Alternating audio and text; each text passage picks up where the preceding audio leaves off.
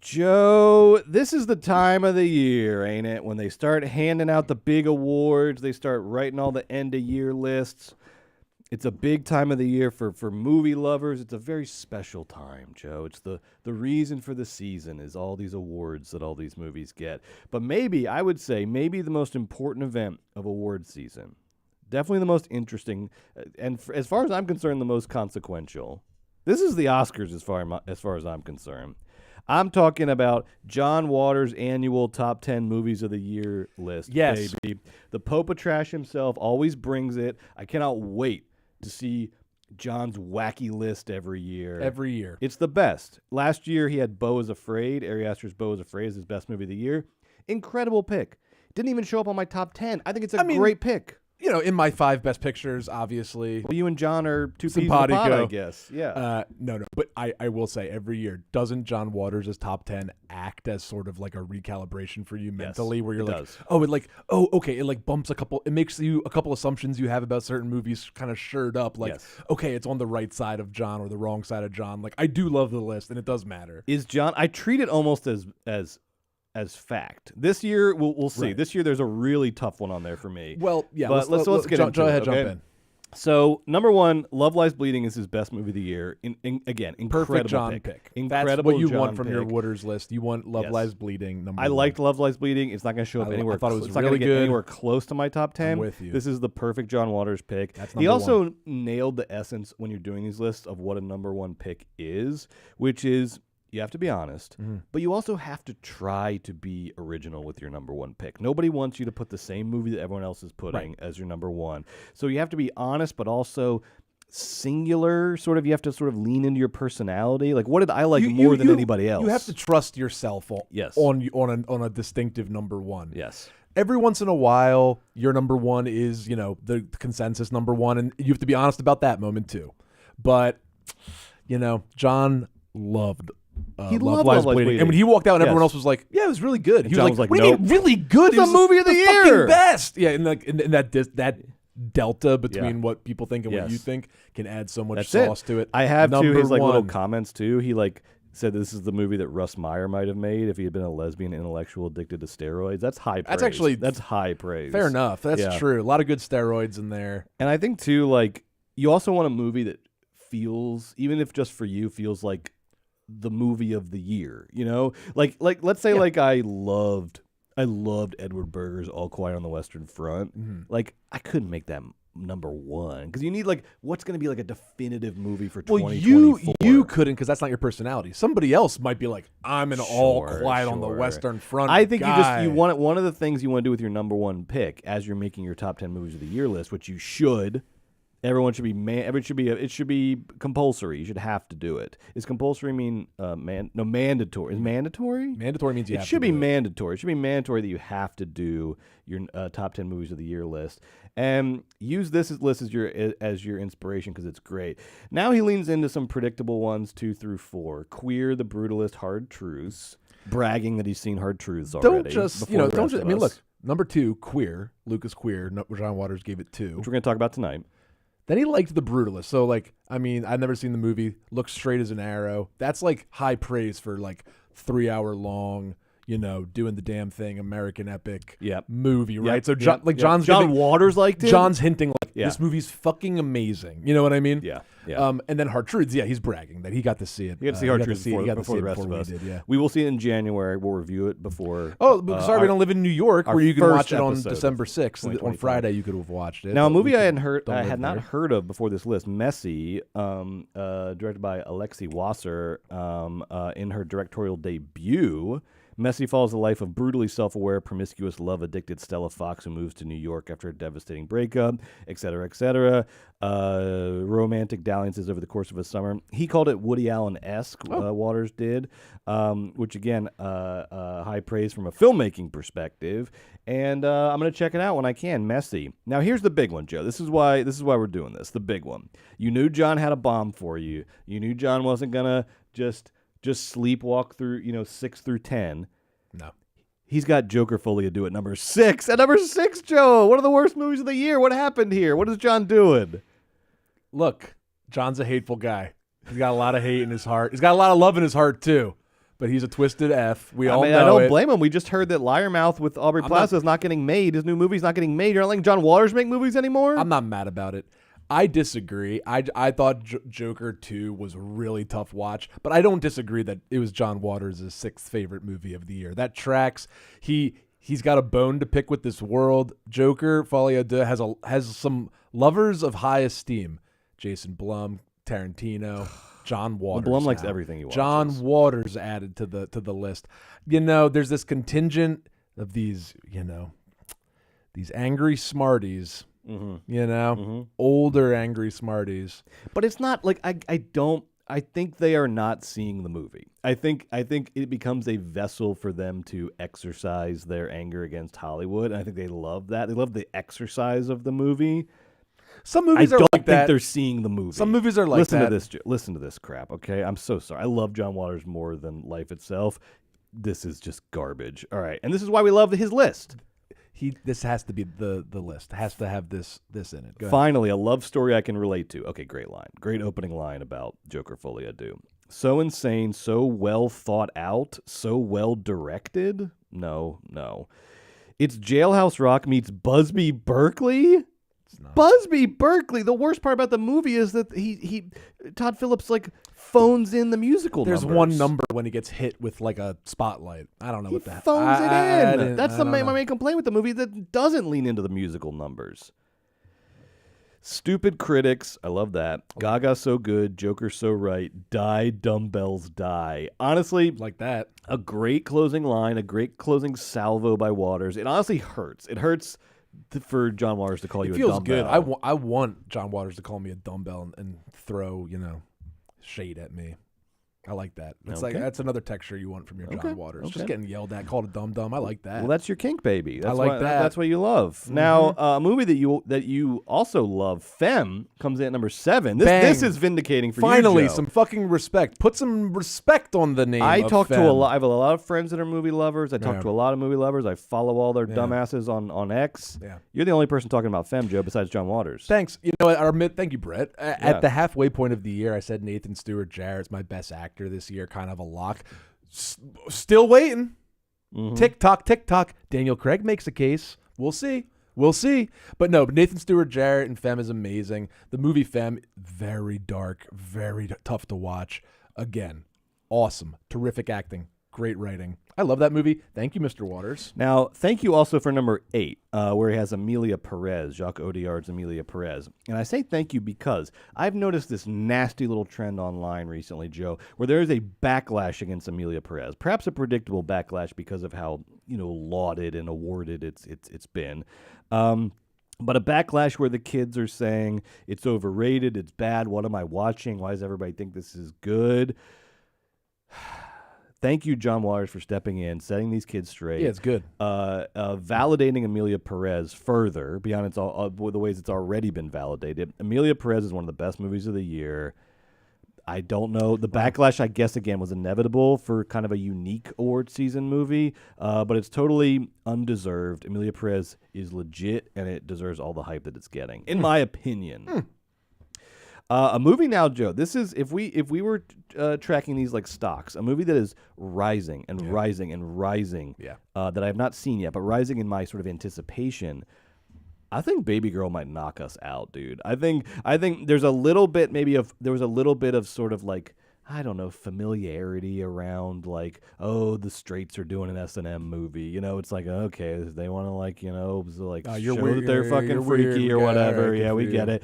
So there's a little bit of that when you heard about the movie, when you saw the trailer. But I just keep hearing such great things. Waters has it on his top 10. Yeah. And like, and Waters even made a note in the comments about like, usually I scoff like when the straights try to get, freaky in their movies, but like Baby Girl's legit. So I'd love to hear that. About to get spicy this Christmas. I cannot wait. I've been seeing that like 1 and 2 on people, like not just people, like critics lists. Like I think this is a Best Picture kind of contender. I think Kidman too is going to be a front runner. And if I was Mikey and Neon, I would be looking over my shoulder. Oh yeah, Mikey, watch out! Nicole This is going to be Lily Gladstone thinks she's got it, and then here comes Nicole Kidman. Here comes the establishment. That'd be great. Just stomp your dreams into two. Now, Mikey, you're my girl. I want to say though to AMC theaters, okay, and this is Carson. If you think this is clippable, clip this. I'll leave it up to you. This is a message to AMC theaters.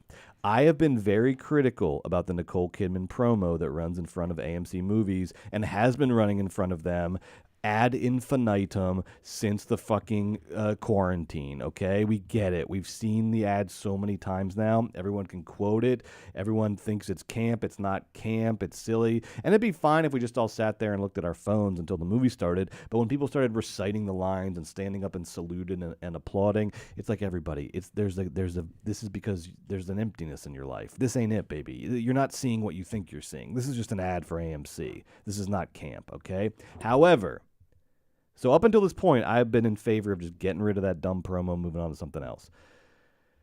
Now is the time for the promo, because when I go to see Baby Girl, when I go to see Nicole Kidman's big S&M Freakathon, you better play that fucking AMC promo in front of it. I better see Nicole Kidman walking into an AMC, sitting down, and then I watch Baby Girl. You better play it. Do not ditch it now. Do not get rid of it now.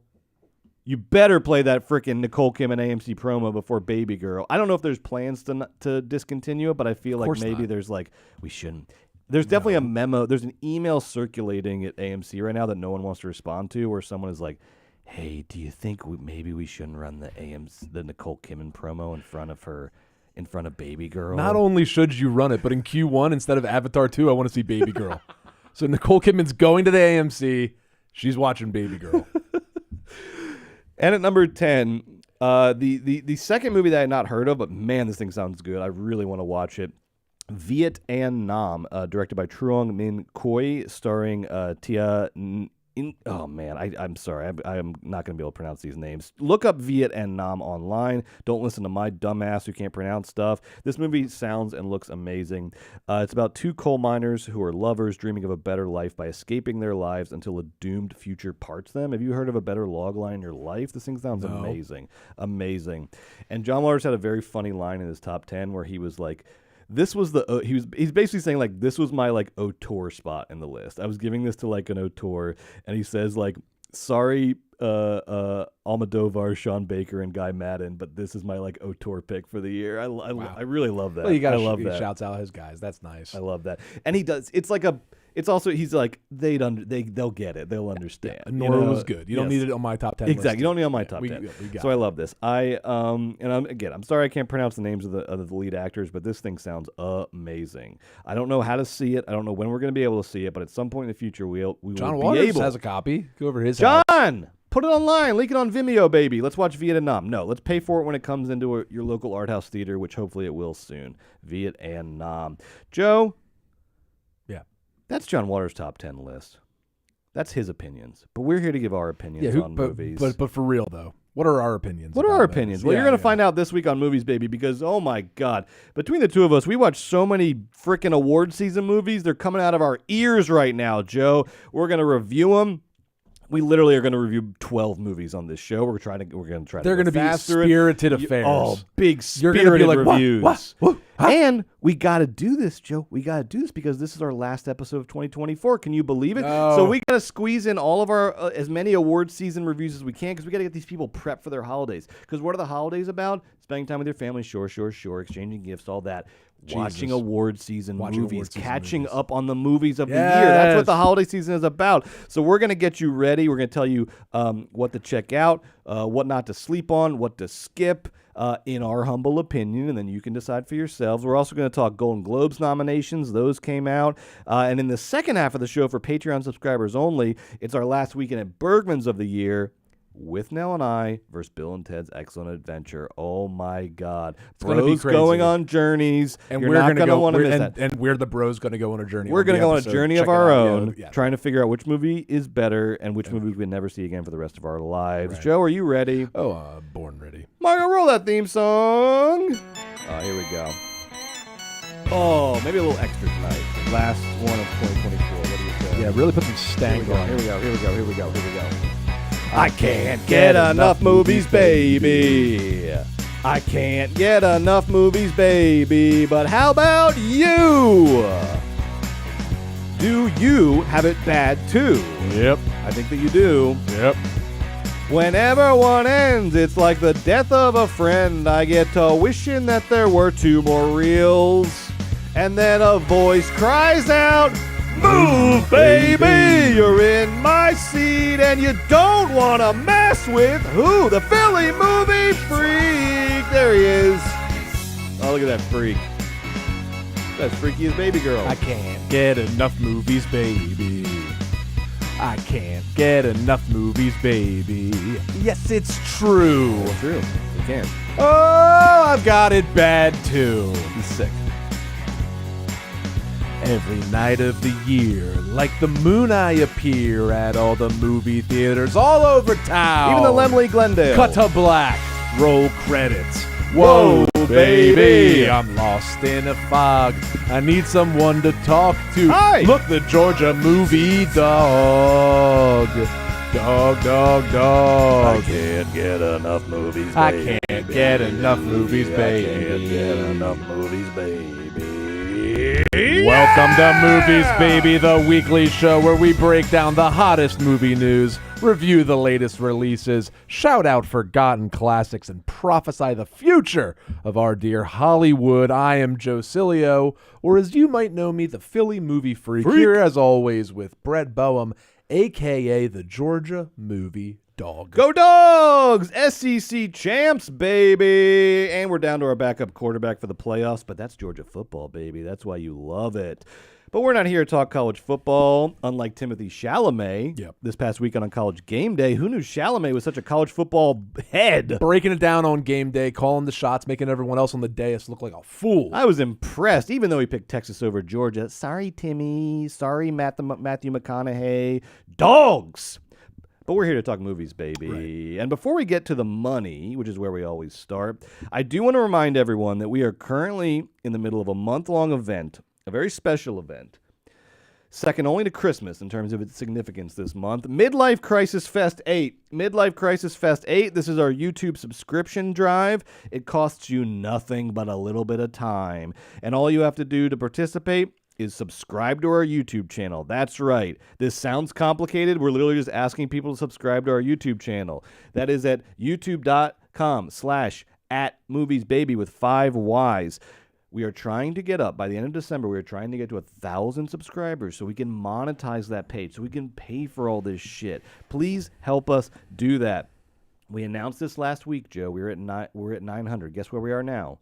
950, baby. We're halfway there. We're freaking halfway there. All right? Wow. So if you were just waiting, if you were said, you know what, everybody else will probably do this. Everybody else will vote for the right person. I'll vote in the next election. Oh, look, and vote in this election. President. Vote in this election. Yes. And Trump. Thank you. We're doing Trump again. So don't make the same mistake twice. Go subscribe to our YouTube channel. Get us up to 1,000. Because next year, baby, it's all about the money. It's all about the money so we can pay for this show. And it starts with you subscribing to our YouTube channel. And in return, you're going to get fun stuff. We put clips of the show up over there. We put our reviews up. We put things that are only on the YouTube channel. So there's some top 10 lists over there, some lists that are only on YouTube or nowhere else, okay? And while we're talking about the future of movies, baby, which is looking so bright, Joe, so bright, that it might as well have been directed by that creep Max Landis. First of all, we got some announcements. We have some announcements. As we mentioned before, this is the last Movies Baby episode of 2024. We're going to be off until the second full week of January. What did we say that was? January 13th? Yep. Monday? Wait, what? No. Monday? Wait, you just said Monday, January 13th. Monday, January 13th, but this show is normally on Thursdays, Joe. I forgot. That's the other announcement that I have to make, is that starting next year, we are moving date and time. We're like one of those sitcoms that kind of got hot, you know? And they're like, oh, we got to put them in a better time slot. So next year, we're going to be doing our Movies Baby live streams on Monday mornings. What? Probably at 10 a.m. Stay tuned for an exact time. Probably 10 a.m. because we want to be competing with the sports talk shows and the drive time shows. We want to be your Monday morning armchair quarterbacks walking you through what happened over the weekend with the box office, with the new movies. We're just feeling a little... Like on Thursdays, everyone's had their takes already. You already know all the stuff. We want to be first, baby. First at the spigot on Monday morning, okay? That's right. No, right at the water cooler. Right at the water cooler. Saying, did you see Nosferatu this weekend? Yeah. Wow. Yeah. Wow, right? What did you think of Wolfman? What did you think of Wolfman? Did you see the box office on Wolfman? Not bad for an R-rated horror, right? Right? That's going to be us. That's going to be us. Mondays, mornings. 10 a.m. Monday mornings. See you there. Thank you, and thank you very much. I want to say thank you to everyone who supported us in 2024. This is the first year we were doing the show. Not even a full year. We started this in March around the time of the Oscars. Damn. You guys supported us so fervently this year, so passionately, and we're so appreciative of that. Thank you to everyone who signed up for our Patreon. Thank you to everyone who commented on a post that we made. Thank you to everyone who subscribed to the podcast. Thank you to everyone who told a friend. You got to check out these idiots on this movie show. They have the craziest opinions. And thanks to Margot and thanks to Carson. Thank you, of course, to Margot and Carson holding it down, our team. Always. Thank you, thank you, thank you. But this is just Act 1, baby. This is 1.0. I cannot wait for 2025. We got some very exciting things planned for movies, baby. In addition to the time change, we're going to level this shit up, baby, and you are not going to want to miss it, and you're going to be able to say, I was on board from the beginning. What everyone always wants to say. Oh, movies, baby? You just found out about that? I've been listening since the beginning. I knew about that already. I already knew about that. Stop talking. I already knew about that. I already knew about that. So make sure you're on this train now. So you can say that. Because it has left the station and it's about to hit dangerous speeds. Like, the Excella, like, is somebody driving the Excella or is it like literally out of control? That's where this train is going, and you're going to want to be on it when it does. Okay? And even though we're off for a couple weeks, we are going to be putting some fun stuff up on the Patreon over the break because we love our Patreon subscribers. We're going to be putting up some like fun end of year lists over there.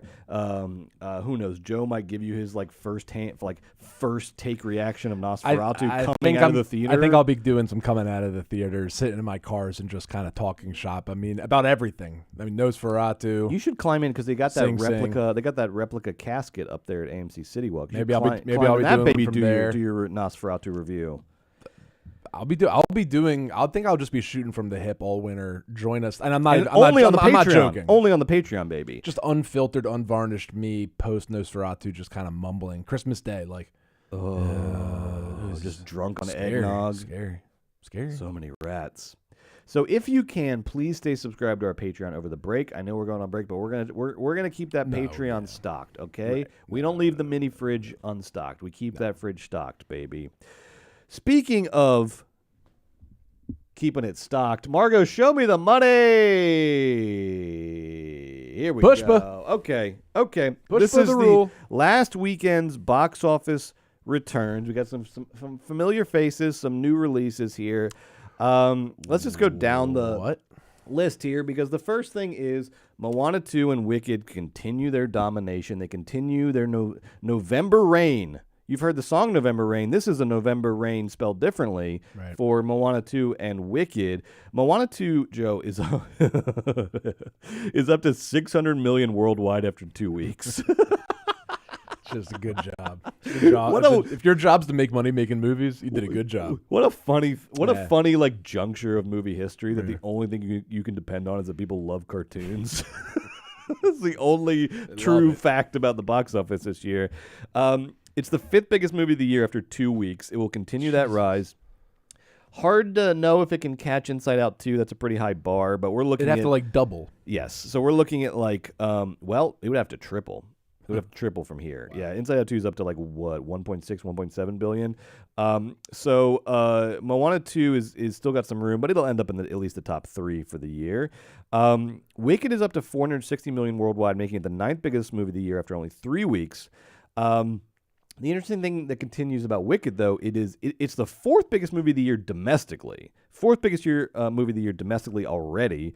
But those international numbers have just been slow, like really slow. And so that's keeping it from being this sort of overall global smash hit. I mean, look, it's going to end the year in the top 10. That's a massive success for a movie. It'll be the only non-sequel. Yeah. I mean, almost... Would you consider Mufasa a sequel? I guess it's a sequel to Lion King, right? Yeah, prequel. So assuming I'd consider it a prequel. Yeah, prequel. There we go. So assuming Mufasa. Oh, it is a prequel. It's literally a prequel, right? I think so. It's like Mufasa's childhood and Scar's childhood. Yeah, Okay, Mufasa and Scar were friends. Okay. So it's Lion King, just like a generation before. Basically, it's probably the same story. It's great. A sequel, Can't wait. For all intents and purposes. But even that, Wicked will be the only non-prequel sequel franchise movie then in the top 10, most likely at the end of the year. Wow. Amazing. Unless Nosferatu goes on some wild fucking But it won't have it won't even have 2 weeks to do it. It won't even be on enough in screens. The 2024 too. frame. Yeah. And they do. I've read that they do they count if you released in 2024, they count the whole thing, but it's just not going to be enough screens either. Yeah, it won't do that. So congrats to Wicked and congrats to Moana 2. Now, in terms of new releases, this is usually a pretty sleepy weekend, the weekend after Thanksgiving, but last year we had a surprise hit on this weekend. This was the weekend that Godzilla -1 came out and ended up making $116 million on a $15 budget and earning the second slot in my top 10 movies of the year. Love Godzilla -1. So going into this year, I was reading that studios were a little more active because everyone's trying to find, of course, what is our Godzilla -1? So you see this weekend a lot of genre movies, movies with specific audience demographics. A lot of people trying to find a little angle they can ride to get maybe we can do another Godzilla -1, but it's just not going to happen this year. The biggest new release of the week, though, was actually a Tollywood movie, not Bollywood, Tollywood, which is a movie made in India, but in a different language. You can follow up on the specifics of that, but Tollywood, and it's called Pushpa: The Rule Part 2, baby, and it had the biggest new release opening of the week. Pretty good, making $9.3 million in America. That's pretty amazing. Fucking awesome. Yeah, it's pretty great. $7,500 per screen average on 1,200 screens for almost $10 million. That's fucking long legs. That's yeah. That's really good. Yeah. And speaking of trying to find your Godzilla -1, I believe that the distributors of Indian movies have been trying to find their RRR now, and it's not quite making that. That was the sort of breakout action hit of a couple years ago. But this is pretty damn good. Pretty damn good. And it's beating out, all the American new releases of the week. So good job to Pushpa: The Rule Part 2. You had the biggest American movie a new American movie of the week was the Interstellar re-release, the Interstellar anniversary re-release, which just made just a cool $4.6 million. Just for fun. For fun. They ran Interstellar on 165 screens this weekend. Everybody and their mother went, and it just randomly made $5 million. Wow. It's a trend we've been seeing all year, and we're going to see it again. Over and over again. Now we had a Sony Crunchyroll anime movie coming in at 7, Solo Leveling, Reawakening. All year. Yes. This isn't, all year. The anime audience is humongous. Huge. And powerful. Yep. Also a big audience this year and a big demographic is the old Faith and Family audience, and they got what they love, which is something called For King and Country, A Drummer Boy's Christmas, Joe. Dash live. For King, it's live. This was a Fathom event, right? This is a live Christian musical experience around Christmas that you could go watch in a movie theater. Sounds good. It made $2.2 million. Now, the movie that I feel was most heavily marketed out of all the new releases, Y2K, A24's Y2K, unfortunately did pretty poorly based on expectations or based on hopes, probably, making only $2.1 million, despite being wide released in over 2,000 theaters. Well, look, you can spend money marketing, but you can't just spend money to buy engaged, long-term, hungry audiences. And comedy, Y2K is an A24 comedy, directed by Kyle Mooney, starring Rachel Zegler. It came out this weekend. Comedy is so big and so fractured that when A24 goes out to target comedy fans to watch this movie, they might have trouble finding it. When Crunchyroll goes looking for Solo Leveling Reawakening fans, when the Christians go look for fans to go see King and Country, and when Pushpa: The Rule comes out, those distributors have absolutely no trouble knowing exactly who they're going to target. Yeah, it's on called their platforms. email list they already have. It's called their newsletter. Exactly. So they already have those audiences ready to go. 1,000,000%. They're just sitting there waiting, and they have to market just to them on platforms that they probably own or have access to on the cheap. And that's how this Fathom event can gin up $2.2 million. Meanwhile, A24's looking over, looking at themselves in the mirror, going, how did we do this with the 2.1 on Y2K? Yeah. I guess go find comedy fans. We work in comedy. Comedy's like the number one genre of podcasts. It's like, but the audience knows, like, what's a comedy podcast? It's like, well, Joe Rogan's a comedy podcast. This is a comedy podcast. A show where they're doing improv is a comedy podcast. That's three completely different audiences. Yeah. It's very, very hard to guess which collection of comedy viewers are going to enjoy Y2K. Now, I have some guesses. Either they're Kyle Mooney fans, they grew up in the 90s, or C, they're Zegler fans. And I guess they just didn't do a good enough making inroads with those fan bases or groups. And, I mean, we've talked about A24's awkward transition phase this year where they are trying to scale. They are trying to level up. They are trying to become, I think, bigger than just this sort of niche hipster indie distributor. And that's had varying results. They had, Civil War was a success for them earlier in the year, which they spent a lot more money on. Y2K, they only spent $15 million on, which I guess is the kind of silver lining, is that the losses will be minimized by the small budget. I don't think this thing gets into profit, but at least the losses will probably be minimized. But we also don't think of A24, historically as a comedy brand. And so I don't think, like you're saying, it's not an audience that they already have at their disposal. It's not like, hey, you love these other 4 A24 comedies? Well, here's the next one. Right. This is kind of a new thing for them.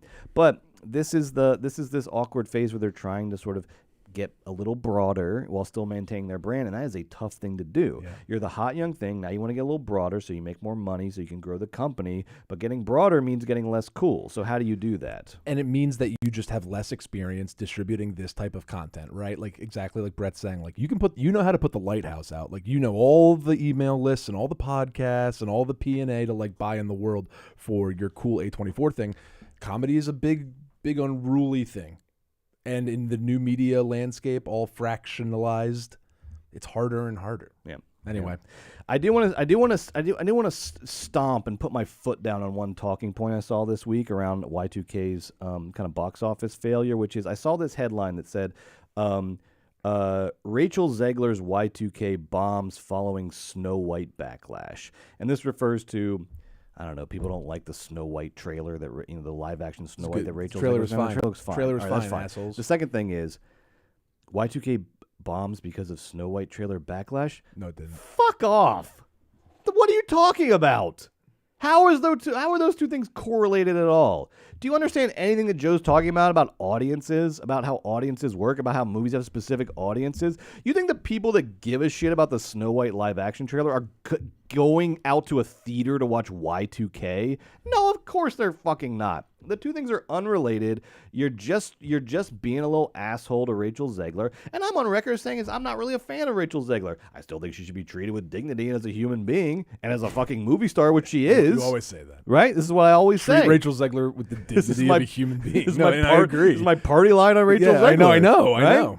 So all you fuckers need to shut up. I'm sorry that you didn't get the Snow White trailer of your dreams, but you don't need to you don't need to constantly be bringing that up as though that's a correlation, because you're gonna create a fucking narrative that hurts this person's career. You're gonna turn bullshit into like, well, did you hear? It's probably about this. It's like it's gonna become one of those things in the ether the more you say it, because that's how internet discourse works. So stop that shit. Cut it out. It's not true or real. Don't make it true or real, losers. The potential audience for Y2K, like the serious people that you could get, would be the people that would sympathize with Rachel Zegler's outspoken antics. Exactly. Thank you. Anyway. If anything, the Snow White backlash should have helped Y2K. Yeah, right. Maybe it did. Maybe it would have done even worse. Maybe it helped Y2K. Here's a headline for you. A24's Y2K saved from complete disaster because of Snow White trailer. Young, talented up-and-comer, yes, and her outspoken views on Palestine. There we go. Sorry. Now look, we're not done yet though. You didn't say number 11 yet. Okay, I'm gonna call it Frank Grillo's Werewolves. Okay, that's what I call but it. the director is some like straight to video like guy. Yes, we'll get there. We're gonna talk about Werewolves today. Joe saw Werewolves. He didn't see. Well, it. you said see all the award contenders. I said see all the award season movies, and Joe went straight to Werewolves first. Werewolves is a campy horror movie with Frank Grillo, the great Frank Grillo from the Purge franchise. And I can't wait to see it myself. You saw it, and congrats to the Purge for making over $1 million opening weekend. Werewolves. Or the Werewolves Congrats for making to the Werewolves. over $1 million opening weekend. I mean, honestly, lackluster. yeah, they're not. I mean, like 1,300 screens. This was That's another not good. Briarcliff. Briarcliff, interesting. Now, we love the weird good folks over at Briarcliff. Keep your eye on Briarcliff. Weird little production company that's like sneaking in and grabbing stuff. They're the ones that put out The Apprentice when no one else wanted to put out The Apprentice, and now they're racking up the awards nominations. They're savvy, forward-thinking distributors that get the job done. That being said, it looks like Briarcliff had problems connecting authentically with that horror audience. That Terrifier 3. It looks easy, doesn't it? Don't it look easy? Cineverse, it was easy for them because they own 30 streaming services. They did the work. They own the 8th biggest podcast network in the world. They did so the when work. you have those underlying new media assets, you can promote your content to the fans that are they're supposed to be. Now, Briarcliff might have had a really good plan for Werewolves with all the organic media in the fucking world, and maybe they put a lot of money towards it as well. But what they don't have is a gigantic pile of free marketing available to them that directly connects them to the freaks that are going to love Frank Grillo's Werewolf. That's right, like Joe. Like me. All right, that sums up the money for this week. We will check in. A lot of stuff's going to happen money-wise between now and our return in 2025. So we'll come back. I think on tap for our first episode of 2025 is a big old 2024 year in review box office. What do we learn? Because I've been keeping track. Like I've been writing all these like little is this a trend or is this just a sort of one? So I've got a whole list of that. I got to go through all my notes. We're gonna break it down for you and tell you all the big things that happen in the 2024 box office that you need to know about when we come back in 2025. So look out for that. Let's talk Golden Globe nominations, Joe. They came out this week. They were interesting. There's a lot to talk about here, and of course, the Golden Globes are under new ownership now. I don't know if that affects the. It felt like the nominees were pretty good, and interesting this year. So I don't know. If you were worried about the College Football Playoff Commission and how their dealings would be fair. It's literally run by what. Michigan's athletic director. Stuff like questions, you say things like that, and then the results came out, and you were very happy with the results. They were a lot of fun. Georgia 2 seed, baby. A lot of fun. Same, I'd say, yeah. with our good friends over at the media that bought the Golden Globes, and now it's now owned by the company that owns Variety, the Hollywood Reporter, all the trades, all the industry trades now own the award shows, which could lead to some insider trading. But they own so much different media and stuff that it all sort of works out to be a pretty good list. Yeah, they're almost sort of loyal to everyone and so loyal to no one. Right. Yeah. It's perfect. Okay. All right. Well, so far so good because I like these noms for the most part. Let's take a look. Let's start with the Best Picture noms, Margo, if we can. The Best Picture noms. All right. So for musical comedy, we got Anora, Challengers, Amelia Perez, A Real Pain, The Substance, and Wicked. I mean, just solid, like no surprises, but strong picks. No silly picks in here. Well, the classic Globes thing of like, is that a comedy? Is that a musical? But beyond that, right. That's just the limitation of your only category being drama or Anora and A Real Pain. Like, funny parts. Okay. Yeah, it's kind of like, why isn't Challengers drama? Yeah, Challengers, why is that a comedy? Because the boys are sort of quippy with each other. Kiss? The boys Why is it? There is something musical to that threesome scene. There's a kind of musical quality. I don't understand. All right, and let's check the drama Best Picture out. We can go back to the Best Picture graphic. So for drama, we got The Brutalist, A Complete Unknown. Why isn't that that's musical? It's about Bob Dylan. That's right. And he sings all and performs all the songs. Whatever. Okay, I don't give a doesn't who cares. Conclave, Dune Part 2, Nickel Boys, which we haven't seen yet, and September 5, which I watched this last week. Yep. Again, solid. You get a solid box office movie in there. You get the best looking box office movie of the year in there, Dune Part 2. So you're keeping the money happy. Good smattering. But some smaller movies in there. I mean, no surprises. I guess my only complaint is you almost rely on the Globes for some head scratchers, some kind of what, something crazy. Yeah, and both of those are they're just kind of right and predictable. Yeah. I guess. Yeah. Yeah. No, I mean, like Best Picture wise, not really any snubs, not really any surprises. What about the acting? Anything kooky in the acting? Let's look at. Let's start with actress if we can. If we can start with Best Actress. Best Female Actor. So music comedy, we got Amy Adams in Nightbitch, which you saw this week. Cynthia Erivo in Wicked, Carla Sofia Gascon, Amelia Perez, Mikey Masson, Nora Demi, More the Substance, Zendaya Challengers. I mean, look, there's stars, stars, but surprises. Like yeah. Demi's been really, really pushing to make sure she's part of the nominations for the Oscars, and this is really good news for her.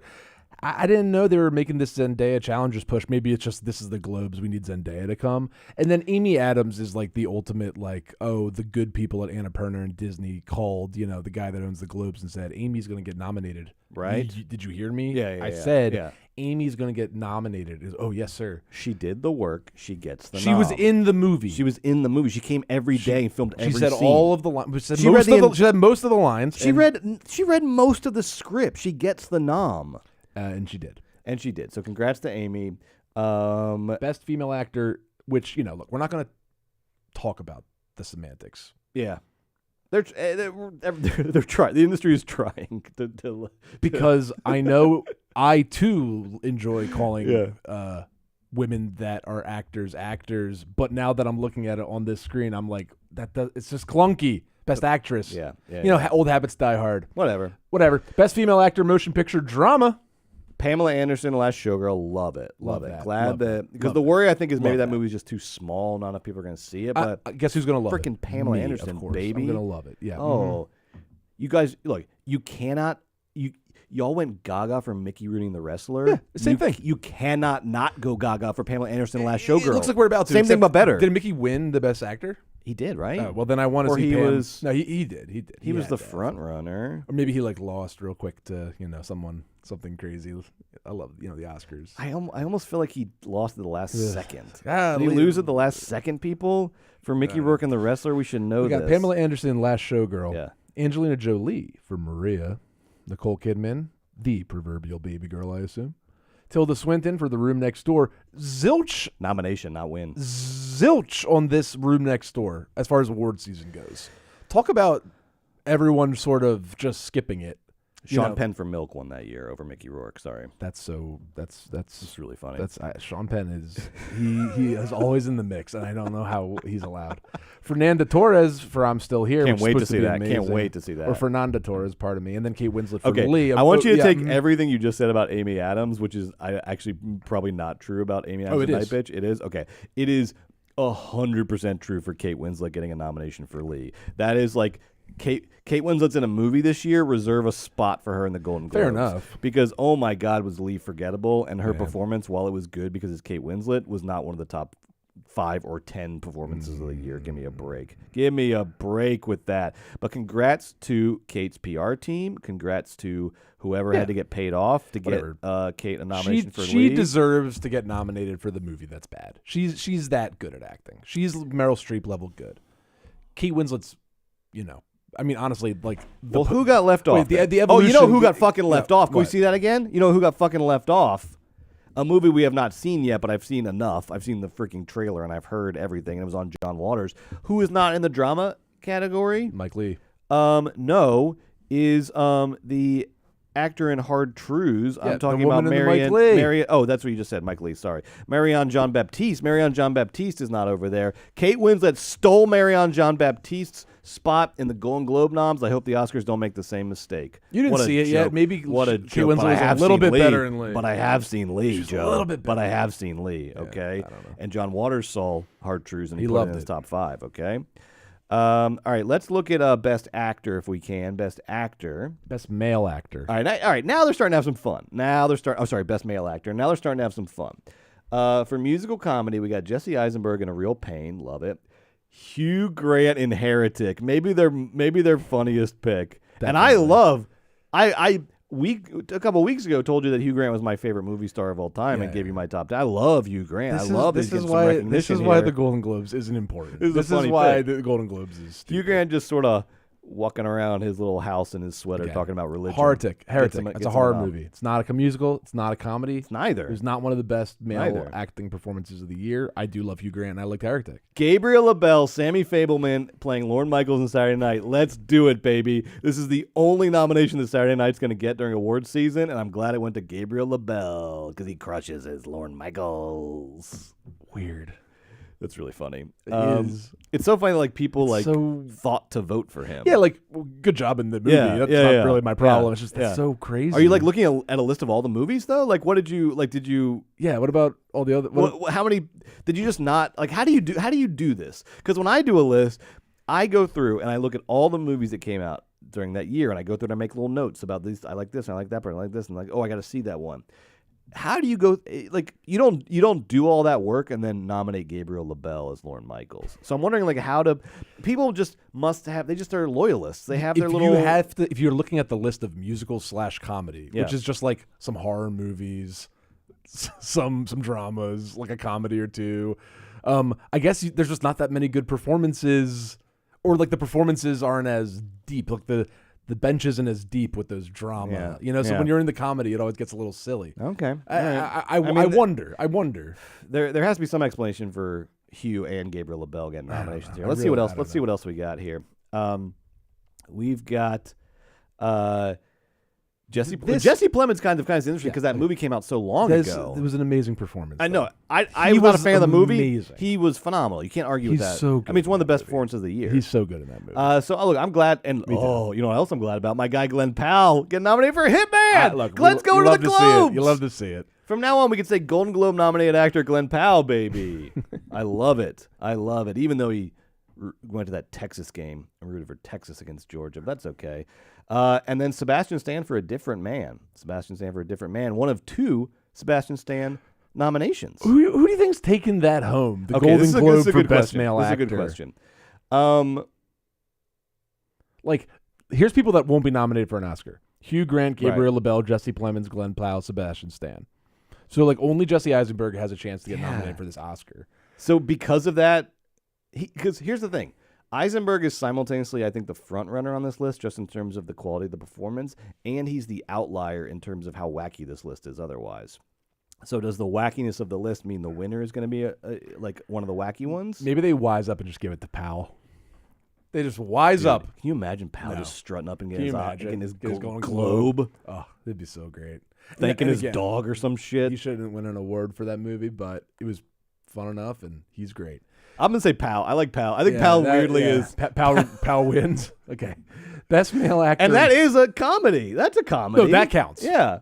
And Kinds of Kindness 2 counts. Yes. As a comedy. Now for drama. Adrian Brody in The Brutalist, Timothy Chalamet in A Complete Unknown, Daniel Craig in Queer, Coleman Domingo in Sing Sing, Ralph Fiennes in Conclave, Sebastian Stan in The Apprentice. 2 noms for Sebastian Stan. I got to say, first of all, I love that Hollywood got over its weird nervousness around The Apprentice, and we're seeing this thing pop up maybe as a reactionary thing, because some people heard like, oh, wait, no, we're not ashamed of The Apprentice. We will stand up to this man, to Trump, and we will nominate The Apprentice. Maybe there's like a backlash to the backlash going on right now, because The Apprentice is all over these award season nominations right now. Not that many, no surprises though. That list is straight as an arrow. These are the heavy. This is probably your minus Sebastian Stan, The Apprentice is probably your Oscars Best Actor nominees right here. Why not? I'm gonna say Coleman Domingo takes this. I'm gonna say this is the Adrian Brody's year. It's round number 2 for Brody. He's gonna win Best Actor. Really? Because I'm like The Brutalist is like hanging out in the background of award season right now. It has not come to the forefront. Comes out next week. Then we'll see. Okay. All right. We'll see. Waters loved it. Waters had it at what? 3? 3. All right, let's look at supporting. So they don't do the genre split up. So there's just male actor, female actor. Male actor, we got Yura Borisov and Anora, Kieran Culkin in Real Pain, Edward Norton, A Complete Unknown, Guy Pearce, The Brutalist, Jeremy Strong, The Apprentice, Denzel Washington, Gladiator 2. Male supporting actor is the most like set of all the categories. We keep seeing this crew over and over and over again, and there's no reason to argue with any of them. It's locked in, and then I think within guy from the guy from Sing Sing's not on there, and I think he's going to push Clarence for Macklin. Clarence Macklin's going to make a push, though. That's Yes. the one. He's the name one outlier. that I'm surprised isn't up there. And Edward Norton is sort of the unfamiliar face And out of this I think crew. Jeremy Strong in The Apprentice is a very Globes nomination, might not be an Oscars nomination because of the sort of I love it. The performance is a little caricatured, his performance of Roy Cohn, but Roy Cohn himself was a caricature of himself, you know. So it's a great performance. It works, but it's a little bit of a caricatured performance. I wouldn't be surprised to see Clarence Macklin sneak in for an Oscar nom. I hope he does. But all that being said, this race is really coming down to Kieran versus Denzel, which is the head-to-head matchup we never saw coming. We all wanted that. We never saw coming, but I love it. Kieran versus Denzel. I think Denzel takes the Globe. Kieran takes the Oscar. Is my bet. That's my bet. Okay. Because I was thinking about Denzel getting the Oscar for Gladiator 2. It's like we already gave Denzel a supporting actor nom for a villain, Training Day. It almost feels like a little bit of a redux, whereas like Kieran's got so much juice right now. Coming out of Succession. Everyone seems to like working Denzel with him. winning. I don't think Gladiator 2 was good enough. Yeah. It's like you can't be the MVP if your team's in 7th. Yeah. Yeah. It's like and we also might have had an electric season. But Gladiator 2 did not do well across the board. It did not do well across the board. I think that might have faded his star a little bit. Let's look at supporting again. Best female actor supporting: Selena Gomez, Ariana Grande, Felicity Jones, Margaret Qualley, Isabella Rossellini, and Zoe Saldana. Again, this list is pretty locked. These are the names we keep seeing. Man, who takes it though? Ariana Grande. I think, right? Yeah, Ariana Grande is going to win Best Supporting Actress. I think, Brett. Because I think the two Emilia Perez noms are going to split the Emilia Perez vote. I don't know should be Zoe Saldana for Emilia Perez. I don't know if Selena's going to get the Oscar nom. She'll get the nom, and I think it'll be be Ariana versus Zoe, but then Ariana's going to win. Yeah.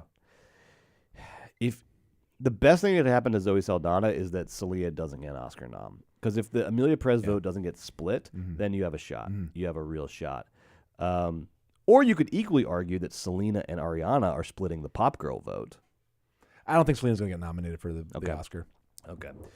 Last but not least, let's look at Best Director. Best Director for the Golden Globes. And Joe, I got to pat us on the back here because what we do? We made a unpopular choice for our Oscar Power Rankings. We had Coralie Fargiat in the top 5 of our Oscar Best Director Power Rankings. We said The Substance is doing so well on streaming. It's got such good vibes online. Yeah. People they're not gonna want Five Guys as Best Director nominations. And we said Coralie Fargiat probably has the best shot of being, a non-male nominee. Yeah. And look at this out of nowhere. Damn. This was not on Variety's Power Rankings. This was not on Hollywood Reporter's Power Rankings. It was on our Power Rankings, and now it's a Golden Globe nominee. You only get that for Coralie Fargiat. That's all you get. You only get that kind of insight on this podcast because we have guts. Yeah. Because we aren't like trying to please 8 different masters at the same time. Okay, we just speak the truth. Yes. And that's why we're right about things. I also got to say, Joe, this is thrilling to see Payal Kapadia on here for All We Imagine Is Light. This is bad news for all the other directors, is that Payal Kapadia got the nom for the Golden Globe. Like, if Payal Kapadia has so much juice in this movie, which apparently I saw it, I'm going to talk about it tonight, it fucking rocks. Everyone says this movie's just so good. The bee's knees. And so if the Golden Globes have to go, okay, fine. John Chu, sorry, we have to honor Kapadia. I love that. This is the Globe. You're nominated for the Oscar. This is the Globe's masterstroke. If we can see that list again, Margo. This is the Globe's masterstroke this year. Is not giving Chu a nomination for Wicked, which would be silly, and would have been like relenting to the masses or something. This is Payal Kapadia deserved this, and she got it, and I love that. I love that. That kind of changes her Oscar outlook. Yes. That's kind of huge. Yes. Because now more people are going to be like, oh, shit, I got to watch that movie now. I got to watch that movie, okay? This is not one of the ones I can pretend to watch. I got to actually watch it. Right. We also have Brady Corbett in The Brutalist, Edward Berger for Conclave, Sean Baker for Anora, and Jacques Audiard for Emilia Perez. We do not have a guy, again, Joe, the prophecies. The prophecies you get on the show. Who do we drop out of our Best Director Power Rankings? Do you remember? Ridley Scott, who is not on here. We knew it. We were reading the wins, baby. Not on there. We were reading the wins. We knew he was trending down, and here he is out of the. And honestly, we know. Fair. You want to give Ridley Scott his Oscar for Gladiator 2? No. You really need to give Ridley Scott an Oscar that bad? No. He's got to earn it. He's still got to earn it. I don't care, about the career. He's still got to earn it. He's still got to earn it. And Gladiator 2 ain't the one you want to give it to him for. No. All right. Well, that is the Golden Globe nominations. Also want to shout out. Shame not seeing Danielle Deadweiler on here for The Piano Lesson. I wonder if that movie's just not. I wonder if she's getting hurt by the movie, because the movie, the more I think about it, we gave it kind of a lackluster review. It's fine. We liked it. I wonder if that is the baggage that's sort of dragging her down, as the movie's not that great. Nah, it's right. It's just no one's talking about the movie. Also, big snub, Saoirse's not on here for Outrun or Blitz. Yeah. You got to nominate her for one of those. Yeah, it's a shame. You got it. She gave 2 banger performances. You're not going to nominate her for one of them? That's I say the Outrun. Joe says the Blitz. And then as we get into our reviews here, the other big snub, Drew Starkey for Queer. Very hot choice, very popular choice, not showing up here either. Now, before we get to, and we'll kick off our reviews with Queer, we saw, and we're going to try to get through these quickly. We don't want to take your whole night up, okay, or your whole day up, or whenever you're listening to this or watching it. We watched, between the two of us, 12 award season movies this week, including Frank Grillo's Werewolves, which is awards eligible. Yeah. And we're going to review them. We're going to go through them. We're also going to premiere something that's never been done before in movie history. We wanted to come up with we needed a rating system. This whole time we haven't had a rating system. What are we doing, right? We need some way of sort of, we rated our fantasy movies. Why aren't we rating all the movies, okay? So starting tonight, we are going to be rating these movies according to 5 stars. Okay? And each additional star means up with that? 5 stars, great, basically a perfect movie. You're going to explain what that means now? 1 star, terrible movie, okay? Yeah. So 5 is the best. 5 is the best. 1 is the worst. The best movie ever gets 5 out of 5. No. A lot of great movies get 5 out of 5. Great movies. Amazing movies get 5 out of 5. Amazing movies get 5 out of 5. Yeah. Really good movies, 4.5 out of 5. Yeah, we can do halves. We can do decimal fractions. Okay. Bad movie's gonna get a 1. Can you do 0 stars? Oh yeah, yes. Red 1. Okay. All right, you can do 0 stars. Red 1 got big fat 0. Now, before we jump into the reviews, a quick disclaimer. While we do try to avoid any major plot spoilers in our reviews, it's impossible to give an honest review of these movies without talking about them in their entirety. These stinking movies. And so if we're reviewing a movie that you don't want spoiled in the least, I don't want to hear anything about that movie. Well, then put us on mute. And then come back when we're talking about another movie. If you're watching the video, you can just look at the lower third. That tells you what we're reviewing. If you're listening, you can go down to the show notes and see the time codes as to when we're talking about which movie. But let's start off with Queer, Joe, the latest movie directed by Luca Guadagnino, his second movie of the year after Challengers, from a screenplay by Justin Kuritsky, based on the 1985 novella by William S. Burroughs. The DP on this was Sayambu Mukdipram, a Thai DP who was the DP on Uncle Boone Meek and Recall His Past Lives, baby. This dude's legit. Are you kidding me? He's Are the you DP of every fucking Luca movie. Amazing. Oh, that's Luca's. That's Luca's. Yeah, Call Me by Your DP. Name, Challengers. We talk about this every time we talk about Luca. Joe knows Luca. Joe knows his Luca.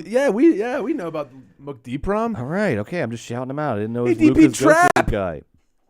That's right. He did DP Trap. He did DP Trap. Fuck the Trap haters. Set in 1950s Mexico City, this film follows an outcast American expat, Daniel Craig, who becomes infatuated with a younger man, Drew Starkey. We also got Jason Schwartzman here. We got Leslie Manville in here, okay? Joe, what'd you think about Queer? What'd you think about Queer? What'd you think about Queer? What is that? What you want me to start? I absolutely want you to start. All right. It's called The Plank, and you're going to walk it, buddy. This is chess, baby. It ain't checkers. So I did tease my review of Queer to Joe earlier, and that's why he is setting me up for this. But I'm very confident in my opinion about Queer. It's just my opinion. It's just one person's opinion. Let's hear it, Brett. Here we go. I was very excited to see Queer, Joe. I could not wait. I was very excited. I am a big Daniel Craig fan, and not just the Bonds. I was watching his BBC shit before that. I loved Layer Cake, okay? I'm with Daniel Craig all the way. I'm always rooting for Luca, whether you believe it or not. I do, in fact, want to like his movies. I would love to like his movies. But unfortunately for me, and I thought this was the one, Joe. I was telling you, I was like, this is going to be the Luca that gets me, Joe. This is it. This is my Luca. He's doing Burroughs in Mexico City. This is my Luca. But unfortunately, despite a couple high points, Queer did not do enough to dissuade me from the belief that Luca Guadagnino is a fraud as an artist. A fauteur, not an auteur, a fauteur who aspires towards visionary aesthetics, but never shows me anything that feels novel or revelatory. And the big asterisk here, I will say, Joe, the big asterisk, okay, and there is an asterisk, is there are sequences in this movie, like in Challengers, that are astounding. The ayahuasca trip comes to mind. Altered States did it first, but the ayahuasca trip comes to mind. But my problem with Luca is if your directing style amounts to, I'm going to throw all the shit at the wall, inevitably some of that shit's going to stick, baby. And some of it did stick here, but a lot of it slid down the wall and made a stinky mess at the bottom. Because Queer, as with most of Luca's movies, does not provide the satisfaction of a crafted work and instead feels like the product of a charismatic auteur who takes his genius for granted and has long since lost the ability to self-edit, if he ever had that ability to begin with. Say you hate gay people. How dare you? Is it cool to watch Daniel Craig in his rumpled linen suit walk down the streets of Mexico City in slow motion while Nirvana's Come As You Are plays on the soundtrack? Yeah, it's cool, but it also doesn't amount to a whole lot. Queer is not pure cinema. One of my favorite classifications that I reserve for the real movies. Queer is not pure cinema because its various stylistic lunges never cohere into a single unified experience. Can we cut to Joe real quick? Similarly, this is the saddest part for me. I was not as impressed with Daniel Craig's performance as I had hoped. He is certainly doing a lot of acting in this movie, Joe. There's a lot of acting. A lot of APM, acting per minute, is happening in this movie, but the overall effect didn't move me as much as I had hoped. Now, a lot of that also has to do with Drew Starkey, who I found to be the weakest link in this movie. Wrong, asshole. He has the look. How wrong can you be, man? Please excuse me. I'm so sorry. You were in the middle of What's wrong with you? I'm so sorry, dude. There's movies I like too that you don't like. So sorry. Go ahead. Man. Now look, Drew has the look. He has the look, but not the chops. And without a stronger performance in that role, the movie's themes of desire and longing, two of my favorite themes. Oh, this is the worst review of all time. Did not carry the same weight. Jason Schwartzman, however, is very good. I liked him. I don't think Queer is a bad movie, despite Joe's going to paint it that way. I don't think it's a bad movie. Okay. I think it's definitely worth seeing, and I'm not going to be surprised when it continues to get nominated for a bunch of awards. I just found it to be, like most of Luca's movies, overhyped and over-stylized and lacking in mastery and craft. Jesus. And specifically the kind of mastery you need to not get swallowed by this kind of maximalist aesthetic, which is an eye for nuance and subtlety amidst the maximalism, and the patience to create tempo so that the movie's emotional gut punches are properly spaced and executed. Luca is not a visionary. He really isn't even all that naughty when it comes down to it. Luca is the Emerald Fennel of Paolo Sorrentino's, and he doesn't do it for me. Sorry. 3.5 out of 5. Joe, what'd you think of Queer?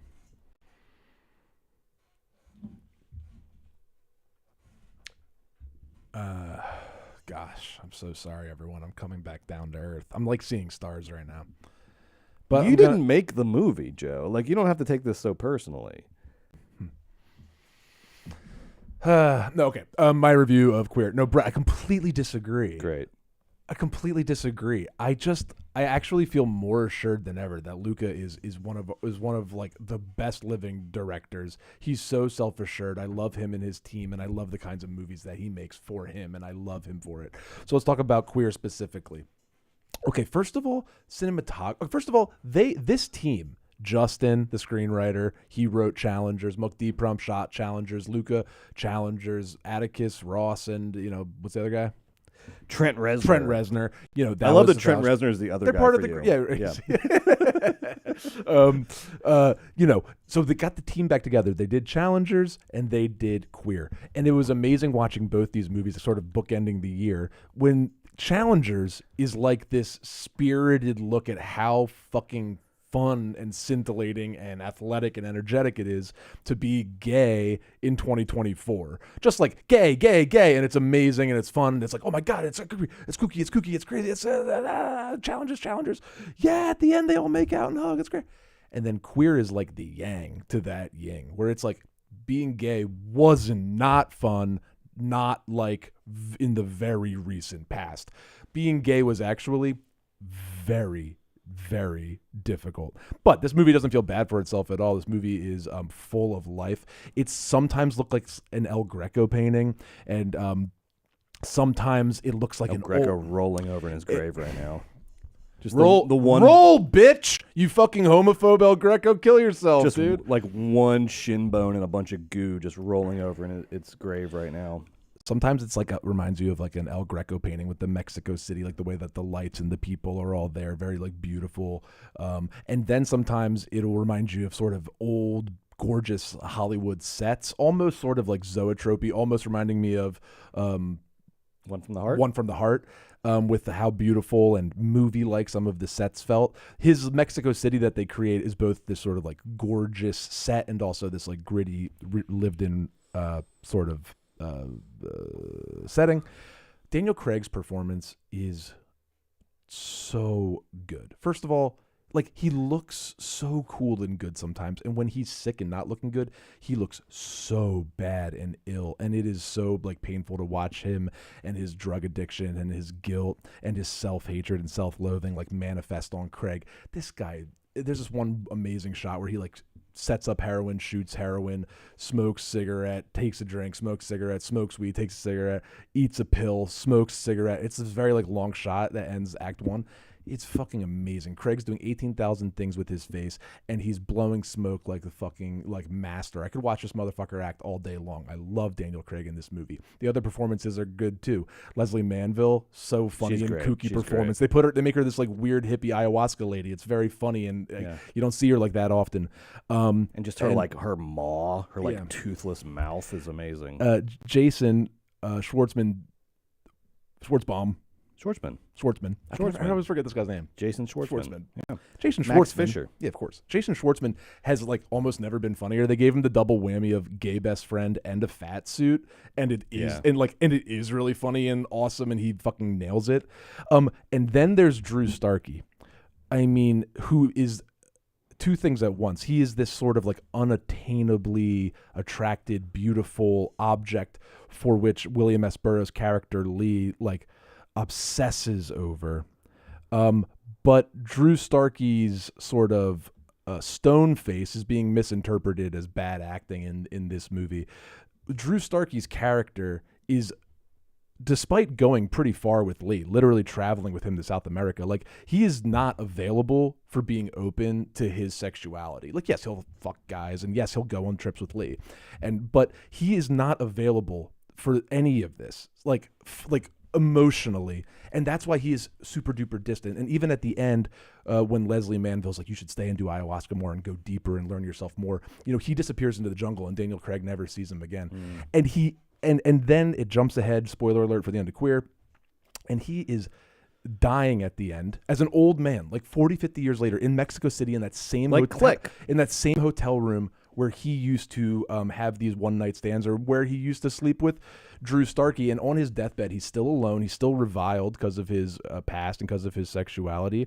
He has nobody, and in that moment, he remembers when Drew Starkey, draped his leg over Daniel Craig's leg when he was dying in South America from like a lack of like opioids and heroin and all of that. And it was this like one little piece of physical contact that was the best moment of this guy's life, because he wasn't allowed, to have any other kind of life. So anyway, thematically, I loved it. Performance-wise, I loved it. Visually, I loved it. The music, loved it. And Luca is still Luca, so it's still maximalist, but there's so much restraint in this one. It's very meandering, which is lovely, very like literary, and very deep and very beautiful. And I think it was one of the best movies of the year. I'm going to give Queer 4.5 stars. 4.5 out of 5. There you go. And for the record, I judged Drew Starkey on his line reads. I didn't like the line reads either. It wasn't just the aloof physicality. I liked that. But then he had to open his mouth, and he didn't know how to deliver a line. It's amazing. Let's talk about a really good movie, though. Really good movie. Because, look, I like Queer on paper like I like all Lucas films on paper. The problem is there are other actually good movies out there that I watch, and those that sets my standards in a certain way. Flow, Joe. I've been talking your damn ear off about Flow. I texted you. Oh, my God. I texted you just like incomprehensible symbols I couldn't even verbalize after Flow. Flow is a movie that everyone's, I think, hopefully going to be talking about more because it's poised to be a potential upset in the Best Animated Picture category, not just at the Golden Globes where it got nominated, but also potentially at the Oscars because we've had so many big money-making animated movies this year, Inside Out 2, Moana 2, the new Despicable Me, Kung Fu Panda. We're going to have... what else? Sonic, does that qualify as an animated movie? I don't know. But wouldn't it be great? Wouldn't it be great if all those big billion-dollar movies coming out of Disney got beat by a Latvian animated movie made on an open source internet animated software? Wouldn't that be fucking awesome? Yeah. I hope it happens because Flow deserves it. Let me tell you about Flow if you haven't heard about Flow. It's a Latvian movie directed by Gins Zilbalotis, also written by him and Matīs Kaza. This movie has no dialogue, and like I said, it's completely rendered on open source software Blender. And it really looks like the best like student animation of all time. Like it has sort of, it's not going to have the gloss and sheen that you associate with a Disney or Pixar movie. The animation feels a little loose at the edges, but oh my God, is it gorgeous? Is it beautiful? Is it visionary? And if anything, I think having a slightly less like professionalism around the animation amped up the creativity and the beauty of it. I think the kind of like the slightly the roughness of the animation really works well. Now this movie tells the epic tale of a black cat who must fight to survive the flooded remnants of a majestic civilization. We don't know who lived here or what they did, but the flooded remnants of a majestic civilization. And this cat, homeward bound style, joins up with just an absolutely killer crew of other animals. We've got a Labrador retriever. We've got a capybara. We've got a big white bird. I think it might be a heron or something. We've got a little rascally ring-tailed lemur. Whoa. And together this crew sails through the ruins of a drowned planet that is now teeming with flora and fauna, which gives our animal crew a chance to survive, but also presents them with lots of predators and dangers they have to overcome. Joe, Flow fucking rocks. It fucking rocks. There are 2 movies this year that I could watch on loop for 12 hours straight, preferably with the assistance of a controlled substance. Sure. Aggro Drift, of course, would be one of them. Of course. Flow is the other one. And as you know, Aggro Drift was my favorite movie of the year at a point. It was number one and your number one at our mid-year. It sure was. And then I recently said that Jesse Eisenberg's Real Pain It's your best movie of the year. was my favorite movie of the year. Yeah. Now, Joe, am I about to say this? Am I about to say this for real? Really? I think I am. It's how I feel, so I'm going to say it. Move over A Real Pain, because as of this moment, on my list, I can show you on my spreadsheet that I keep, my favorite movie I've seen this year so far is Flow. Flow is the real deal. Go see Flow. I was the only one at my screening. I was completely alone, which was a lot of fun for me, but it's not great for Flow. Everybody needs to go see Flow. Wait, Yes. can I ask you a question? Yes. So there's no words. No words. How long is it? Like 2 hours? No, it's like an hour and a half. Hour and a half. Okay. Yeah. Is there music? There is scoring. What's yes. it like? There is scoring. It's like appropriate. I don't think the score Okay. was like the all right. score like I can't say like is like vivid in my mind. Yeah, I'd be just like, was it yeah. like violins or was it Yeah, like 16-bit? No. It's a pretty traditional score. Okay, yes, cool. yeah.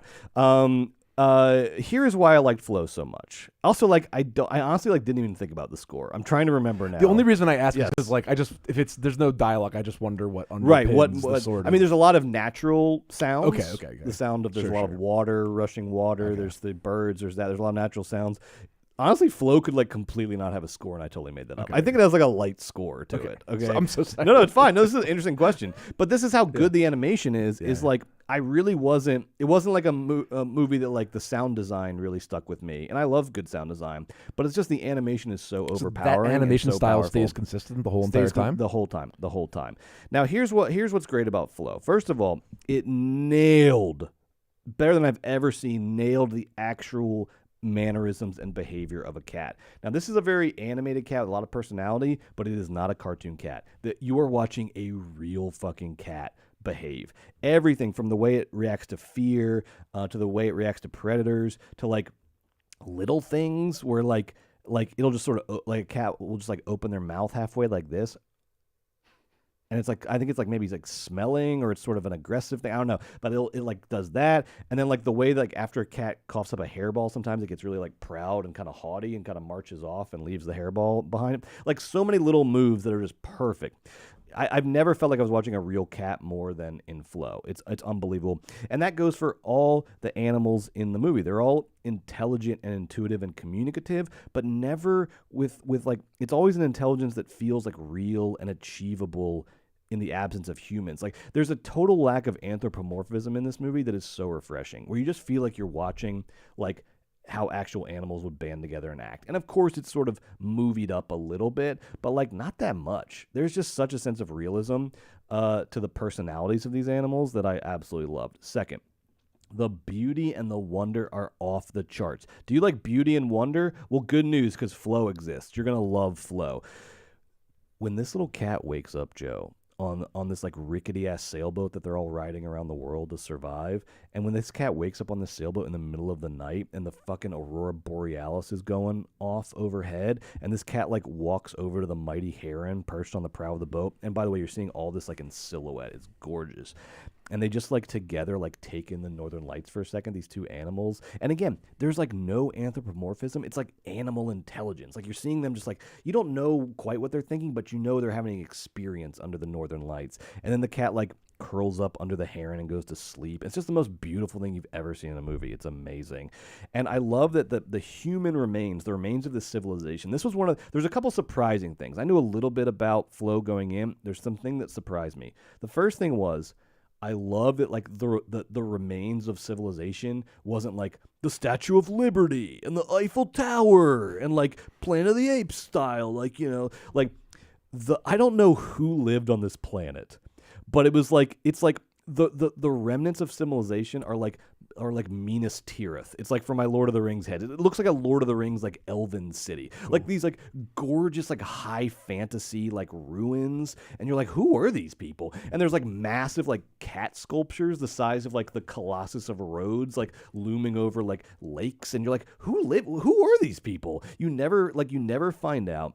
You do get some interesting clues near the end that are interesting, but like you never really, it's not that kind of movie. It's just like, isn't this beautiful and wondrous is what the movie is constantly asking you. And the answer is yes, yes, and yes. It looks like almost like, it's like what they like go through is like, it's almost like the best screensaver you've ever seen. You know, like when a screensaver is a little like leans into fantasy scape a little bit. Imagine like best version of that, and this little like crew of animals like like floating through all of that. It's the best. Damn, Daniel. Now, third and most importantly, this is where the movie went from just great to so far my favorite movie of the year. Yeah, what's up with that?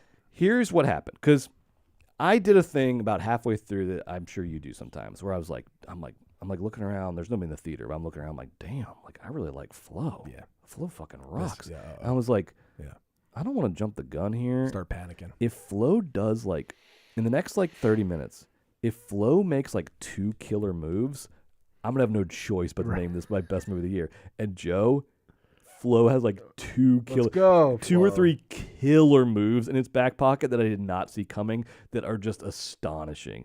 Astonishing. You think this is just some like some scrappy little cute animation about a cat. No, this is like the existential masterpiece of our time, Flow, okay? This movie has some fucking gut punches in its little tiny cat pouch that you are not going to see coming, and they're going to knock you flat on your dumb ass, and you're going to reevaluate everything, baby. That's why Flow fucking rocks. And I don't want to give away too much, but like I said, there's 2 scenes that absolutely crush me.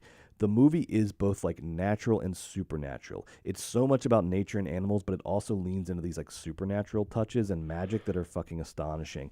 It's also a movie that's deeply concerned with existential issues, but it also wants you to have a religious experience while you're watching it. It is the best of both worlds. And Joe, yes indeed, it is pure fucking cinema. Go watch Flow. It'll test if you're actually dead inside or if you've just had a tired, exhausting year. Flow is a defibrillator to your fucking soul, people. Carson, I want you to Photoshop that onto the Flow poster. You can quote it from Movies Baby. A defibrillator to your soul, quote Movies Baby. Put it on the Flow poster, and you can use that Flow.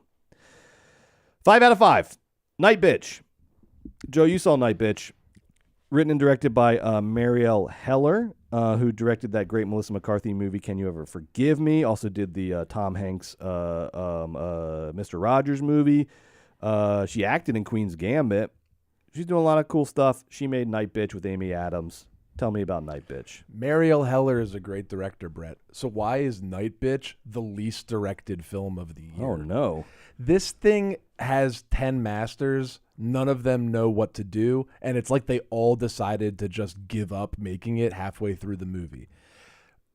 Adapted from a beloved book by Rachel Yoder, Nightbitch is the story of a woman who has a 3-year-old, and she had to sacrifice a lot in her career to raise the kid. Her husband is gone all week long, and so she gets frustrated like any parent of young children would, and she starts dwelling on her life and the problems with her life, and then she starts manifesting wolf-like, dog-like behavior. So it's like a werewolf sort of story mapped onto early motherhood.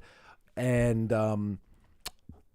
do you see like how thematically rich that could potentially be for your movie? Joe, when I heard about this log line, like in January, I was like, "Let's fucking go for your movie. Let's fucking go!" Oh, good. It's a werewolf thing ish with Amy Adams. And it's called Mariel Nightbitch? Heller, Nightbitch, and it's like a what do you call it? Like a metaphor for parenting or whatever. Yeah. Like easy peasy lemon Sign squeezy. my ass up. I got 700,000 different ways I could do something with this, but this is like thematically rich material that is just completely not taken advantage of. Like the script is toothless, the ending is bad, the metaphor doesn't work. It's sloppy, and like these different connections it thinks it's making, it's not making. It's shallow, it's dull, and Amy Adams, it makes her look like she lost a step, which I have no fucking interest in saying out loud, but really disappointed. Honestly, just like we're just the saying big miss. We're just saying it because you miss of the pulled year. that Golden Globes nomination out of your publicist's ass. That's- so we that's kind of have to offensive. say that it's not right. Yeah, This movie Yeah. is a skip. yeah. Oh, stars 2. 2. All right. We're gonna keep going here. Let's maybe pick the pace up a little bit. September 5. Everyone's saying September 5. I don't. Maybe it was Variety. Somebody had it at number 1 in their Oscar Power rankings for Best Picture. Yeah. September 5. This is a movie everyone's talking about. I finally got to look at this week. And this is a movie about the Munich Massacre, so-called Munich Massacre, the terrorist attack that happened during the 1972 Summer Olympics, in which 11 members of the Israeli Olympic team were held hostage and eventually killed by a Palestinian militant organization, Black September. It's like everybody knows that famous picture of the guy in the ski mask out on the balcony. You know, everyone knows that famous picture, and this movie makes a freaking meal out of that moment, as you can understand. So this movie is about ABC Sports coverage of this, because what happened was obviously no one saw this coming or expected that it was going to happen, and so ABC Sports was the closest news organization to the event, and this all happened like fast. This shit went down like over basically 24 hours. And so ABC Sports said, hey, don't give this to News. News is back in New York or wherever. We'll take this. We're on the ground here. So this team of sports journalists essentially were in charge of the coverage, the televised coverage. And this was the first, the movie also makes a big meal out of this. This was the first like live televised coverage of a quote unquote terrorist event. There's a part in the movie where they're like, they're trying to figure out what words to use, what semantics to use, and you realize that like terrorist is not like in the sort of like culture yet as a term, and somebody like tells them that's the right term. They're like, terrorist, okay, I guess we'll use terrorist. Like, so there's a lot of like, they do a lot of stuff around that. So this, basically it was like, a team of journalists that was there to cover swimming, and now they have to cover a terrorist hostage circumstance. So a very interesting premise for a movie. A great cast. Peter Sarsgaard and John Magaro are the leads. I love John Magaro, my guy. Also, there's a guy in this movie that I was like, who is that? I've seen that before. Ben Chaplin. Do you remember Ben Chaplin? Very like 90s actor. He was in Birthday Girl with Nicole Kidman. He was in The Truth About Cats and Dogs. Ben Chaplin here in a nice little performance. So September 5, what's the deal? Well, I had high hopes for this. I really like this genre, journalists confronting some massive historical moment. You're All the President's Men, a great genre. Spotlight. I love this genre. And maybe because of that, I was hoping for more here, and I was a little underwhelmed. September 5 is good, not great. That being said, I also sort of during the movie had to calibrate my expectations a little bit because September 5 isn't a movie about like the triumphs of journalism. It's not about Woodward and Bernstein cracking the case. This movie is about the challenges of journalism and particularly the challenges of live television production and all the things that can possibly go wrong. But even sort of calibrating... Saturday Night-esque. Saturday Night-esque, very much so, yes. Even with my expectations calibrated, though, to that, you know, I'm going to take the movie for what it is. I'm not going to try to judge it on what it's not. And that's a very interesting premise. I just thought it was still a little bit of a letdown. Now, let me start with what's good about it, though. It's very good at capturing the dynamics of live televised sports, and you might say, who gives a shit?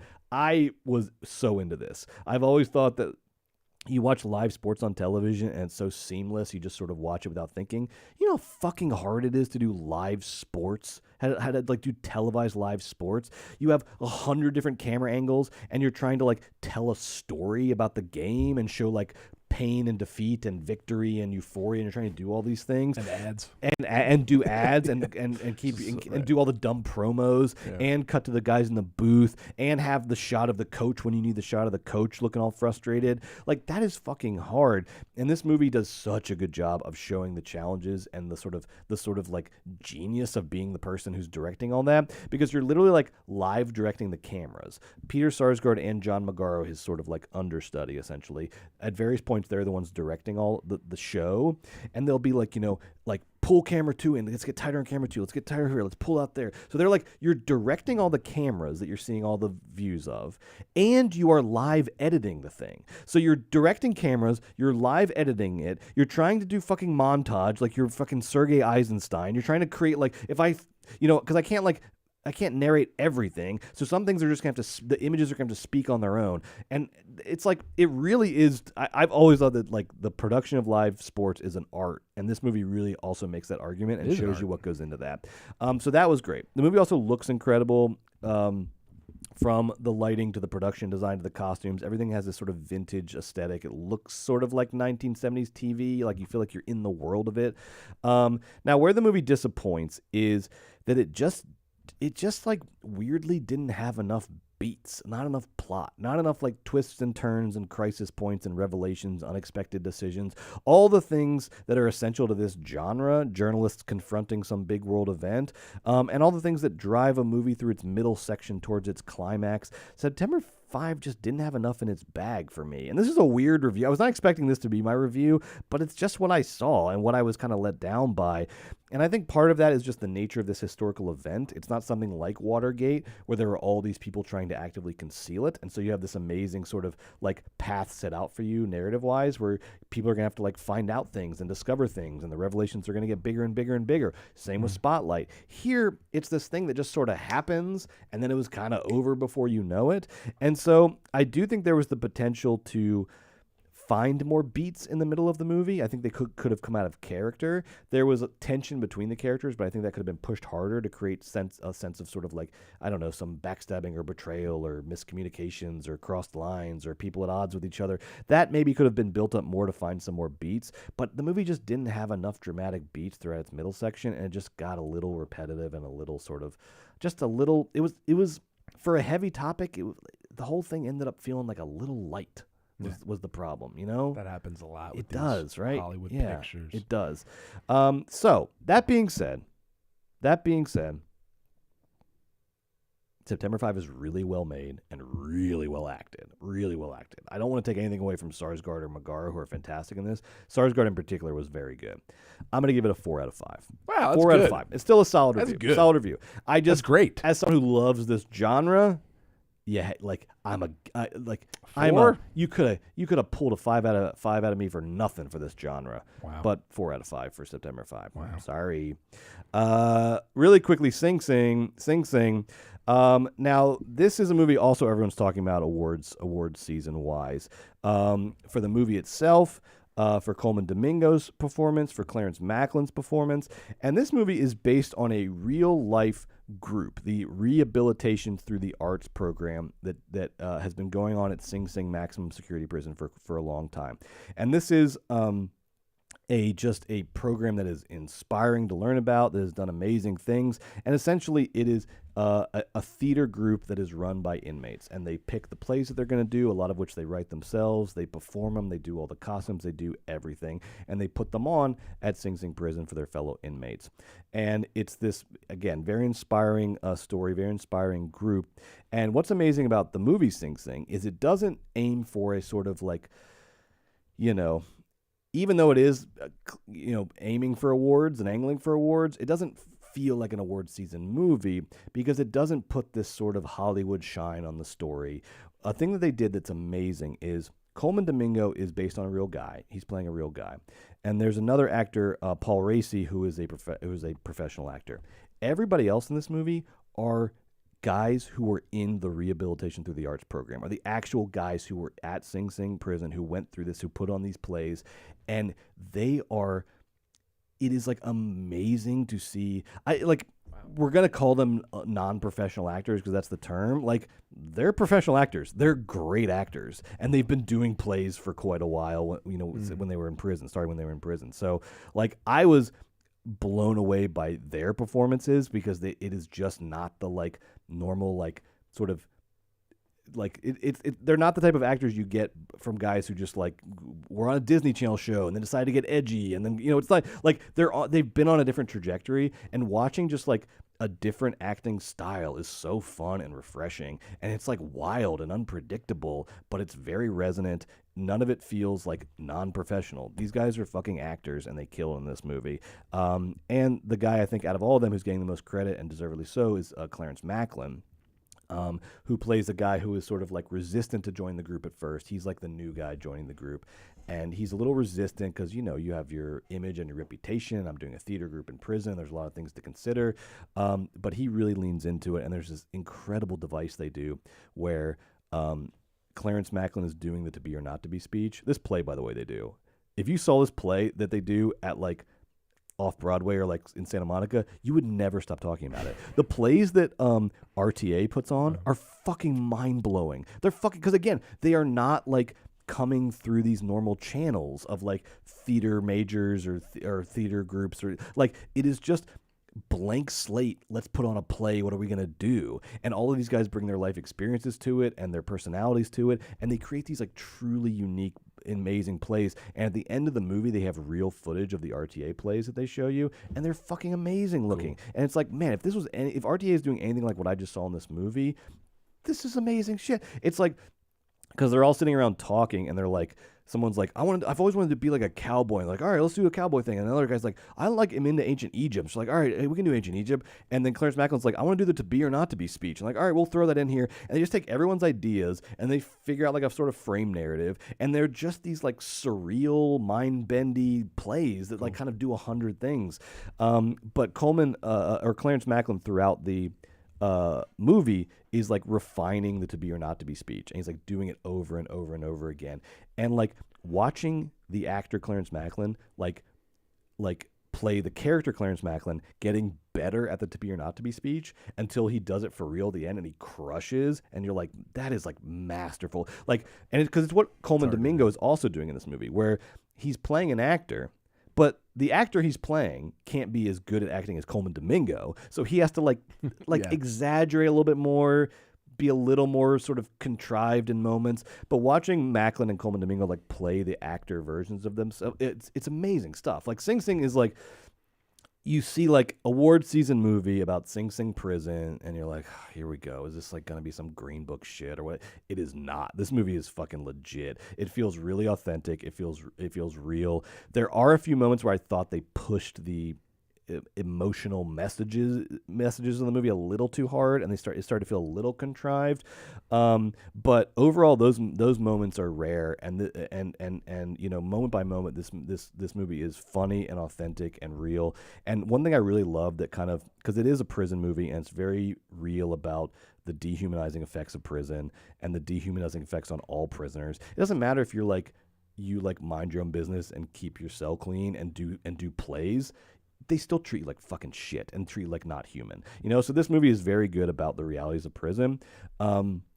but it's also doing like 42nd Street. It's also like it is very invested in like the behind the scenes-ness of putting on a play. It's doing Saturday Night. Like it's doing that, and that like is like it's doing what the message of the movie is, which is trying to restore humanity to the inmates, restore agency to the inmates. And the best way to do that is just not make it half a prison movie and half 42nd Street. It's genius. It's really, really well made. I was really blown away by this. I loved so much of it. And just, you know, I'm the last on the train here, but shout out to Coleman Domingo. I mean, this dude is one of the finest actors of his generation. I think we're just realizing it like over the last couple of years.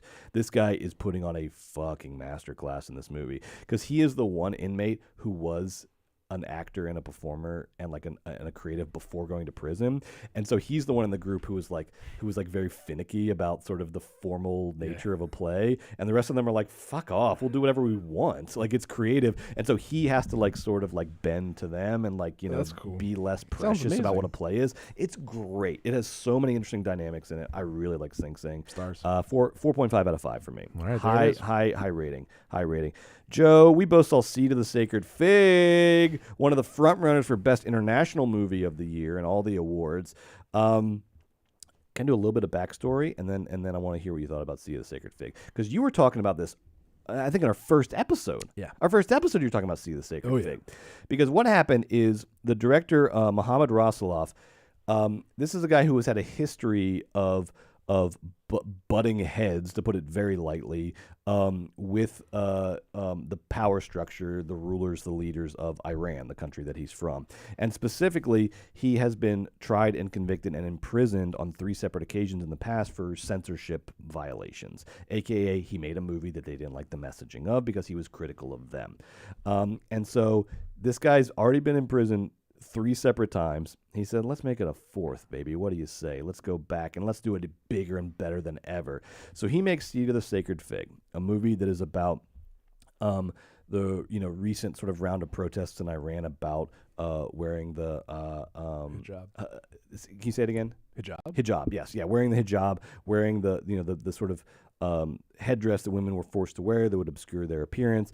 And there was a bunch of protests recently about women refusing to wear this. Women were killed. Student protesters were killed. It was a violent crackdown, but it was also a violent crackdown that, like a lot of things in oppressive autocratic regimes, you don't get a lot of firsthand information about. Everything's sort of secondhand because they're suppressing all the information that's trying to get out about it. So in Seed of the Sacred Fig, we actually see cell phone footage, actual cell phone footage, a lot of these protests. That's very violent, that's very disturbing.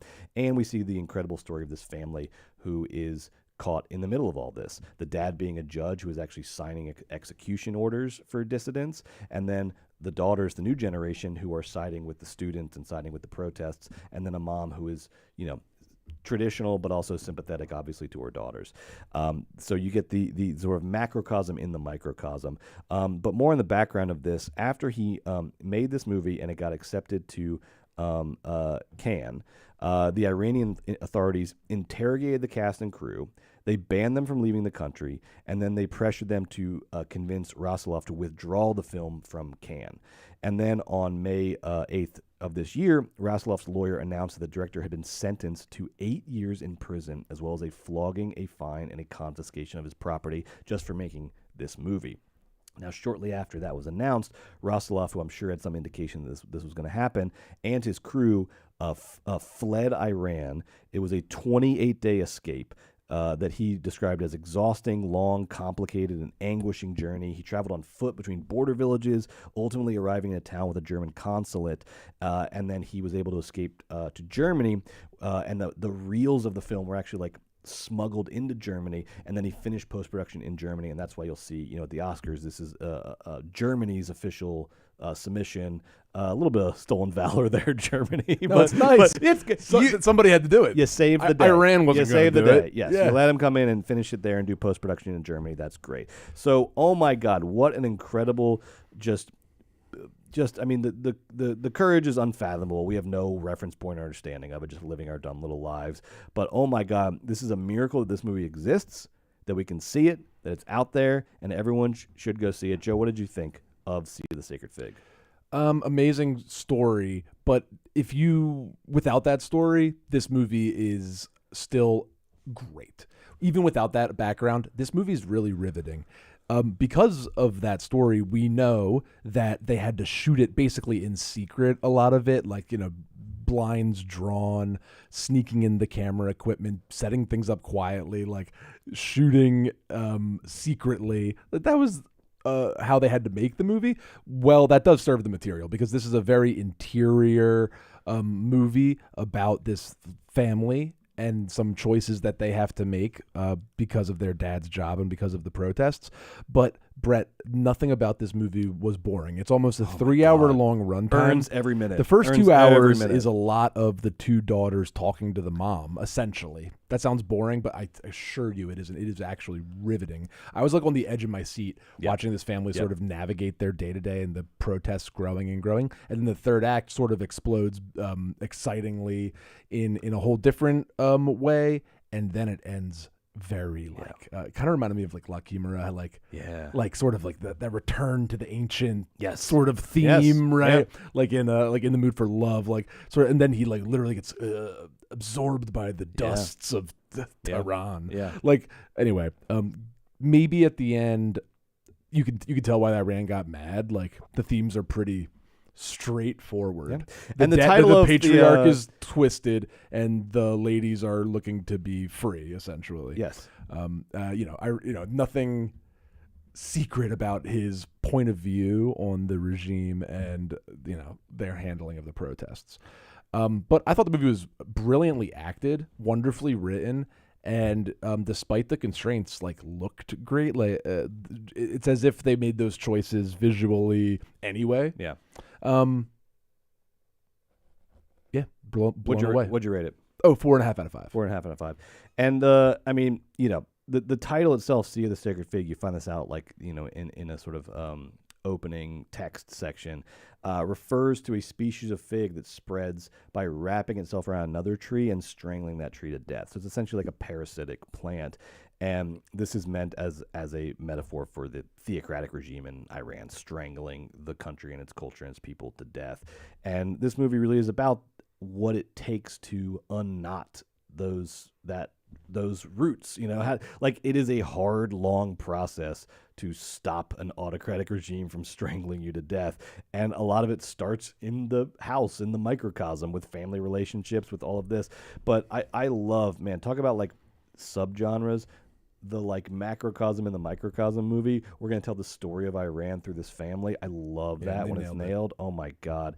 I give this a 5 out of 5, Joe. I just don't like it felt like a masterpiece when I was watching it, and certainly it would be on its own, but knowing the context of it I think matters here. Knowing the context of the movie's production and its sort of tortured history, you feel that in the movie, you feel that in the bones of the movie. So this is a 5 out of 5 for me. But no notes. Yeah. Now, the other big competitor so far for Best International Movie at the American award shows is, we already mentioned it, Payal Kapadia's All We Imagine as Light. Joe, holy shit. I'll just say out of the gate, and maybe this 5 gives you so little room to work with when you're just rating out of 5. Because I thought... Well, I'm not going to tell you what it gives you, but... This is what I was thinking. Yes. We're just seeing the best movies of the year. I know. It's like you just had one night where you went 8 from 9 for 3. It doesn't mean like you're a 45% 3-shooter, you saw some fucking movies. Yes. Because I will say... You just saw Seed of the Sacred Fig and All We Imagine is Light. It's not their fault. They're 5 out of 5 movies. God, what a man. Just... What a great time of year. You just saw like every the day. Movies, every day you can go see just an absolute banger. One of the best movies of the year. Remind you that cinema is far from dead. It's thriving. Also, the countries are sending us their best movie of the year. The best. All the best movie in 1 month. Yeah. So here, all right. So is this an Indian movie? Yes. This is. Tell me. I really want to know about this because everyone that sees this movie, folks, it's just like this is the best movie of the year. Like this is everyone's now that she cracked into the Globe's Best Director category, this thing's about to go mainstream. I'm honestly surprised that Nora won the Palme d'Or. Like I because know, this movie almost won the Palme d'Or, except Greta played politics as she should have. But Anyway, this movie won the Grand Prix at Cannes. Yeah, this apparently year. this is the movie. Yes. And it was the first film from India to compete in the main competition since 1994. So I guess maybe like the sort of art house wing of Indian cinema has been in a lull or something, or we're just not paying attention to it. But this should be it gets no respect. It gets no respect. Maybe we'll resurge it. So this should be the movie that restarts we're dumb, and we should restart our interest in Indian cinema, because this thing is a flat out masterpiece. I also gave this 5 out of 5, and it's also, I would say, it's just such my kind of movie. It reminded me a lot of a Mike Leigh movie, where it is just like desire and longing among the working class in a city, and it's also funny and charming. It's like that's movies. That's like the reason we go to the movies, is for that kind of experience. It is about 2 nurses living as roommates in Mumbai. Prabha is the older of the 2 and kind of the maternal figure in the relationship. She's straight-laced, traditional. Her husband, by arranged marriage, lives in Germany, and they never talk. The only time that they have any interaction is he sends her a rice cooker in the mail at one point. And she, like, in the middle of the night, gets up and, like, hugs it and embraces it, because she's, like, so lonely and has no connection to anyone. Yeah. Anu, the younger of the 2, is in her 20s. She is freaking just like Gen Z, baby. She's bored at work. She's looking to date and hook up and avoid her inevitable arranged marriage for as long as possible. She falls into a secret relationship with a guy named Shiaz, and they literally just spend the whole movie trying to like find a place that they can fuck, because like they can't do it so that like no one can find out that they fucked. They have to like find a secret place, and it takes the entire movie for them to find one. This is, again, my favorite kind of movie. It's about desire and longing. It features working class characters. It's romantic and disillusioned about life in the big city. Definitely like Mike Leigh vibes, particularly his 80s stuff. Meantime, high hopes, life is sweet. It's a funny, sad movie about working class struggles, and the tragedies aren't high tragedies. No one dies, nobody kills their parents, but these are the relatable tragedies of real life in this movie. One of the most fascinating aspects of the movie is watching Prabha, the older of the 2 women, the older nurse, navigate the emotions of her arranged marriage. The scene with like the rice cooker at night is so like moving and like sad. But she does have to kind of like indulge these like surrogate centers of emotion, because her husband is a guy she barely met, and then he moved to Germany. And that's it. And that's her husband. Like, she can't do anything about that. And so there's this, like, you know, midnight interactions with the rice cooker. There's, like, this, like, guy that she rescues from drowning later in the movie because she's a nurse. And then she, like, pretends that this is her husband and, like, has this imaginary conversation with him. There's a line that she says. There's so many good lines in this movie, but there's one line that just stuck with me where she's talking about her arranged marriage and, like, we met and, you know, we got married right away, and then he moved to Germany, and for a while we were like trying to talk. We were like calling each other, and then she's like, at a point we just stopped talking, and she was like, you know, I think there was just nothing left to say. And it's like, and you realize she means it like literally, like she doesn't know this person, and they literally just run out of things to talk about, and then they stop talking, but they're still married. It's like these dynamics are so interesting because they raise a compelling question in the movie, which is like, because she's also like a traditionalist. She doesn't want to, like, there's a doctor at work that's like, they have a little will they, won't they? And the ultimate answer is they won't, because she's married and she's not going to, like, you know, even though the marriage is like bullshit, like you'd like, it's just fake. It's like your dad made you get married to this guy and you never see him. Like, so it raises this question of like, why do we personally in our lives like enforce these cultural rules that just exist to inhibit our happiness and freedom? Like, why do we fight against our own interests in the name of these power structures that just exist to you know, dehumanize us and make a mockery of our lives? And the answer is, much like we see in the you know, around the Sea of the Sacred Fig, and we see in this movie, because to challenge them, you have to be willing to throw your fucking life away. You have to be willing to like die. And like most people are not willing to do that, and of course not. Right. And so you don't like blame her for this, because like, what is she gonna do? Take on the entire fucking state and become an outcast and lose her job? It's like, no. So there is like, this movie is also suggesting that like, without like rationalizing that, this movie suggests that like, for people like this caught in the middle that are just trying to live their lives, there are other types. There are like stolen moments of happiness. And this is a movie that is like in search of those like stolen, temporary, but meaningful moments of happiness that that's how we all sort of treat happiness. It's like, it's not a thing that we just achieve and we get to live there forever. No, life is going to be shit until we die. But you get these, like, you find stolen moments. There's this scene at the end where they all go to, like, this beach town, and the movie ends with them at this, like, beachside cafe, and it's so small. It's like the smallest thing in the world, but, like, it means the universe. And they're going to think about this weekend at the beach cafe for the rest of their lives, right? And that's where this movie lives, and that's why it's fucking awesome. 5 out of 5. You heard it here first, folks. 5 out of 5. All right. 8, let's see if we can get through. Oh, man. All right. 8 minutes. Let's fucking blow. Let's blow. Here we go. You ready? All right, wait. I don't want to miss out on Werewolves starring Frank Grillo. Can you do Werewolves real quick? Margo, sorry. Can we go out of order and do Werewolves next? And then I'm going to blow through a couple.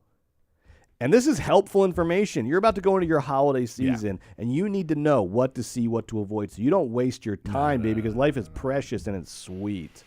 Joe, what do you think of Werewolves starring Frank Werewolves Grillo? is the best, worst horror movie of the year. Horror has gotten too good. Horror's like all good. But when you used to go look for a horror movie at the video store, you want to find those like wretched oddities that titillate and excite, and you and your friends feel like you just discovered the greatest thing of all time, right? Here we go. Well, Werewolves will give you that in spades. Fuck I yes. thought I had fallen into like, the TLA video in 1999. I was having a blast at Werewolves. It is about how the movie was almost called Year 2, but then they called it Werewolves because everyone thought, well, what's year 1? And then the guy would go, no. It's year 2 of the supermoon coming, the night when the moon's close enough to Earth that everybody that looks at the moon turns into a werewolf. The first one was a disaster. The second one is coming. So you know what my thought would have been?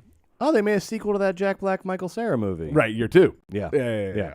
No, but this is year 2 of the supermoon. Anyway, Frank Grillo plays like the Fauci of Werewolves, and he and his like hot role Grillo was born to play. Grillo's a hot doctor, and this lady's a hot doctor, and they both figured out these eye drops called moon screen that if you put them in your eyes, you can go outside and look at the moon during the supermoon and not turn into a werewolf. But it runs out. No. So the test they were running, they thought it worked, but it didn't work, and the werewolves escaped. And then Frank Grillo and the doctor have to go out and like hunt the werewolves. Yeah. This movie's got it all. It's got pro firefighter shit for days.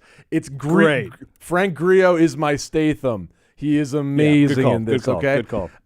And it also has sort of like kaiju-esque werewolves, like guys in werewolf costumes. And at the end, spoiler for Werewolves, 2024's Frank Grillo's Werewolves. At the end, Frank Grillo's like, fuck it, I'll take care of this. He gets all the moon screen out of his eyes, and he goes outside. He looks at the moon. He turns into the Frank Grillo werewolf. And then Brett, a spoiler that just makes me want to watch the movie even more. And then here's the big spoiler. Yeah. And then Frank Grillo werewolf grabs the bad werewolf's head, and he rips it out, and you see the spine of the werewolf come out like in Mortal Kombat. He did a finishing move. I love this movie. It's in my top 10 horror movies of the year. What? It's 10 because it's bad, but I fucking love it. This is the movie. If you are 12, go rent this movie with your friends for the sleepover this weekend. Or your cousins at Christmas. Are you kidding me? Werewolves. 2.5 stars. Wow. Go see Werewolves, baby. A movie you can skip is Maria, the biopic about the final days of opera singer Maria Callas that Angelina Jolie's getting a lot of. Can I skip this or do I have to watch this? You have to watch it. You have to watch it because you might like it. I don't know. You liked Queer and I didn't like that. So, look, it's a Pablo Larraín movie. I read that this was like an intentional trilogy, Jackie, Spencer, and Maria. It wasn't intentional. Whatever. Pablo, they're going to try to make you make like 10 of these because now you're the guy who like whatever like A-lister who hasn't been in a good movie for a couple of years is going to come to you and say, hey, I want to be famous woman. Make me be famous woman in a movie. He made Spencer. With Kristen Stewart, a movie I loved. And Jackie with Natalie Portman. Which I liked a lot. Yes. Now he made Maria with Angelina Jolie as Maria Callas. It's my least favorite of the three. I like Spencer a lot as well. Jackie, so. Look, it's a B-plus biopic that provides an A-list actress with an Oscar-caliber role while aggressively avoiding any cinematic devices that might get in the way of the performance, such as story and tension and characters who exist for a reason other than to reflect the light of their glorious queen, in this case, Angelina Jolie. Look, I don't know why Angelina Jolie is getting like Oscar buzz for this. It really ain't that performance. Does it she really sing? ain't that. It really ain't that. Fuck no, she doesn't sing. All She right, sings. She sings what? Verdi. I think she does the aria from La Boheme. I'm wondering why she gets all the buzz for I the don't nom. know, Okay, Joe. All right. Because look, this movie is like it has its like moments of beauty, but it's because like Angelina Jolie is beautiful and Paris is beautiful and like Verdi wrote some banging arias. Doesn't mean the movie doesn't get like stolen valor credit for that. Like it's beautiful because of what it's about, not because of what it is. And overall, I just found it boring and slow and her performance uninspired. I truly don't understand why this is getting like so much Oscar. But I honestly wonder if like once people see it, the Oscar buzz is going to dry up real fast. This sounds like Maestro. With Bradley Cooper, dude. Maestro looks like fucking Apocalypse Now. Belatar compared to this. All right. Yeah. Okay. All right. All right. The Order. All right. Maestro I didn't is give it Amadeus. Yeah, 3 out of 5 for Maria. 3. It is good. Yeah, I know. But look, it's competent. It's just boring as fuck, and the performance is not all that. Not bad. And I love Maria Callas, okay? I know what you're going to say online. Look at this dumbass. This idiot Look at doesn't this respect Maria neckbeard. Callas. Bitch, I got a 2 CD set of Maria Callas arias that I've listened to. CDs. That I've listened to so much over my life, okay? I love Maria Callas. Maybe that's why I didn't like this movie. Maybe you're the fucking amateur, okay? Yeah, I got a dumb Georgia Bulldog shirt on and a fucking neckbeard, whatever. Maybe you're the asshole. Did you ever think of that? I know who Maria Callas is, okay? I don't think you have a neckbeard. The people say it online. They call me neckbeard. Okay. The Order, directed by Justin Kurzel and written by Zach Balin, based on the 1989 nonfiction book The Silent Brotherhood. Oh, stop! I'm gonna stop you. Yes. Right. This guy's made movies that we like, right? So Kurzel, I feel like he made a movie or two that's good, right? Yeah. So he had a breakout hit with Snowtown, that Australian like crime thing back in 2011. He then made the Michael Fassbender Macbeth. That was like okay, but like when you actually saw it, it didn't live up to the hype. Then he made Assassin's Creed. Fine, sucks, but you got to make your money. True History of the Kelly Gang. You remember that movie? No, I actually don't. Something called Nitrum. I didn't see. Okay. So like, been around the block. He's an Australian guy that had like a breakout hit 14 years ago and has kind of struggled to follow it up. And The Order is again good but not great. It is about look. I'll say this out of the gate. I think everyone should see The Order because this is like a chapter in American history that everyone should know about. It's basically like the beginnings of kind of the neo-white supremacy that we see now from, January 6th to, we're familiar with white 4chan, supremacy. et cetera. But this is like, if you're picking origin points, you can pick 100 of them. This is not a bad place to start, is learning about The Order and about that fucking book that they all love, the Turner Diaries. There's a lot about the Turner Diaries in here. So there's a lot of like the DNA of the QAnon Jan 6 white supremacist, right? There's a lot of like, where did that all come from? Yeah, I like that. And this is back when it lived where it should have lived, which is like in the middle of fucking nowhere in the Pacific Northwest on some dumb compound where all these dummies can hang out and like stockpile weapons and then all die in a fucking blaze. But now it's like mainstream. That was the most shocking part of this movie to me, being like, holy shit, these fucking rednecks are like mainstream now, and they're like getting positions in our government. Right. So there is a lot of historical interest around that. And I thought the performances were excellent. Jude Law he's doing like Ray Velcaro in this movie. Shout out True Detective Season 2. Mustache, plaid shirt, like tough fucking backwoods Does he FBI mumble? Agent. He's very like. Does he punch a fat kid with the knuckles? Oh, like in True Detective, in the first episode of True Detective Season 2. No, he Brass does not. knuckles. He does not. But he's excellent. I think he's found a second life here as like weathered, rough around the edges Jude Law. I liked him a lot. Nicholas Hoult, shout out, taking some really intriguing career risk. He plays the leader of the white supremacists in this movie, and does an excellent job, and is like clean shaven and like handsome. Holt's so he's good. like a terrifying, Scary. all of his like accomplices like look like dumb fucking rednecks. He is like kind of handsome and presentable. And the Gus Fring of sorts. It adds to the sort of terror of it all. So Nicholas Hoult, shout out. The most inspired casting, though, Mark Maron as Alan Berg. Do you know Alan Berg? He's the talk show host in the 80s who was 70s and 80s who was just like very outspoken against anti-Semitism and white supremacy and just sort of organized religion and sort of the bad things that can sort of come out of that. And then Maron's in it. That's cool. Yes, he's perfect casting because he's just on the mic doing Alan Berg monologues. But then Alan Berg, if you don't know the story, tragically was killed by this white supremacist group. Was machine gunned outside his house. What? Yes. Yeah. All right, that sounds good. Yes, but there's a lot of good stuff. What dragged it down? There's a lot of good stuff in it. What was it like overlong? So was it slow? the problem, what was and the problem? you might not like this critique, Uh-oh. but because I know you're not a plot head, and I'm not a plot head either. That's okay. But the problem with the movie, as someone who's not a plot head, is the procedural elements of the movie, which I think are very important for a movie like this. Yeah. And when I say procedural, I am talking about the investigation, the execution of like the police raids, all of the sort of like plot elements around a movie where like the FBI is hunting down domestic terrorists, right? Those procedural elements are important because they give the movie rhythm and momentum and tension and all of that. And, you know... Sorry, just real quick. When a movie has to have narrative thrust to be like engaging because it's a crime thriller, then of course I'm in favor of like a good plot.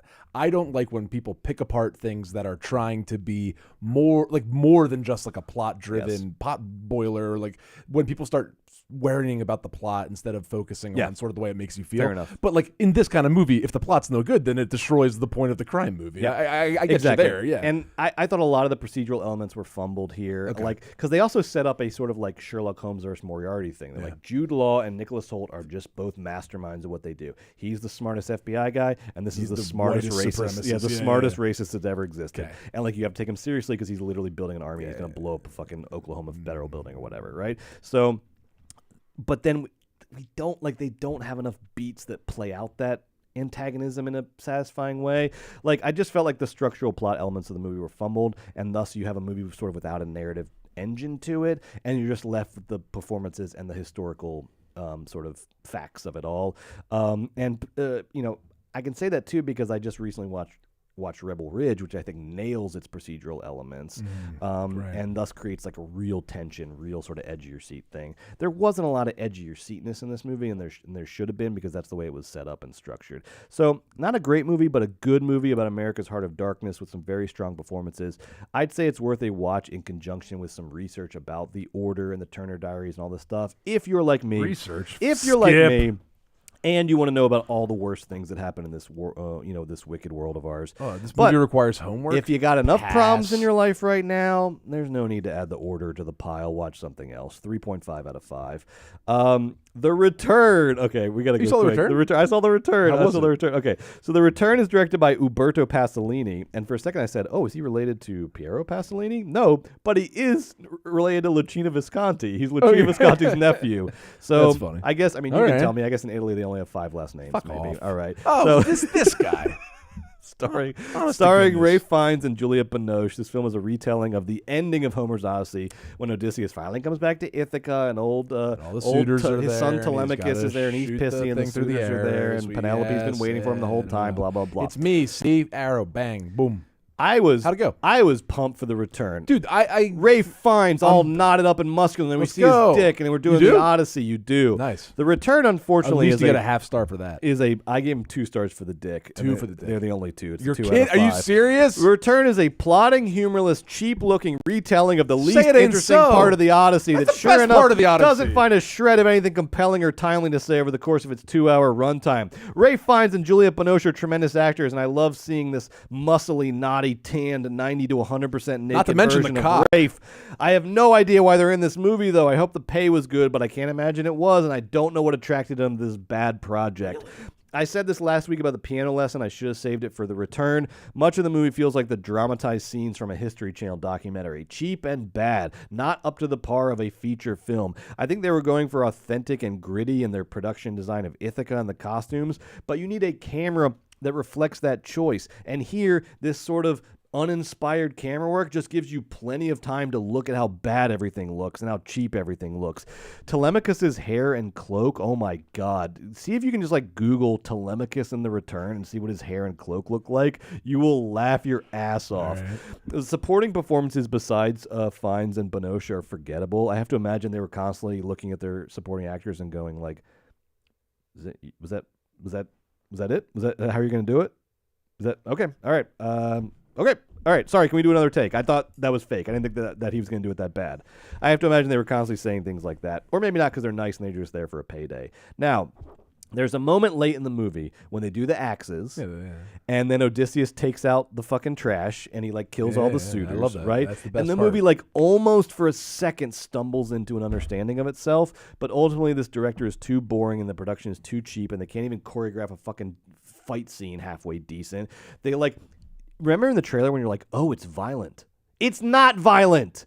It's all they don't do any of the, like they just show Odysseus like bathed in blood and you don't see it because they don't have a fucking budget to do effects, I guess. I don't know. What's the story? Everything is off camera. Anything that would be of interest, like him plunging a sword into the neck of one of these dumb, muscly bro suitors is off camera. But not like strategically off camera. Like, oops, we don't have a budget for that off camera.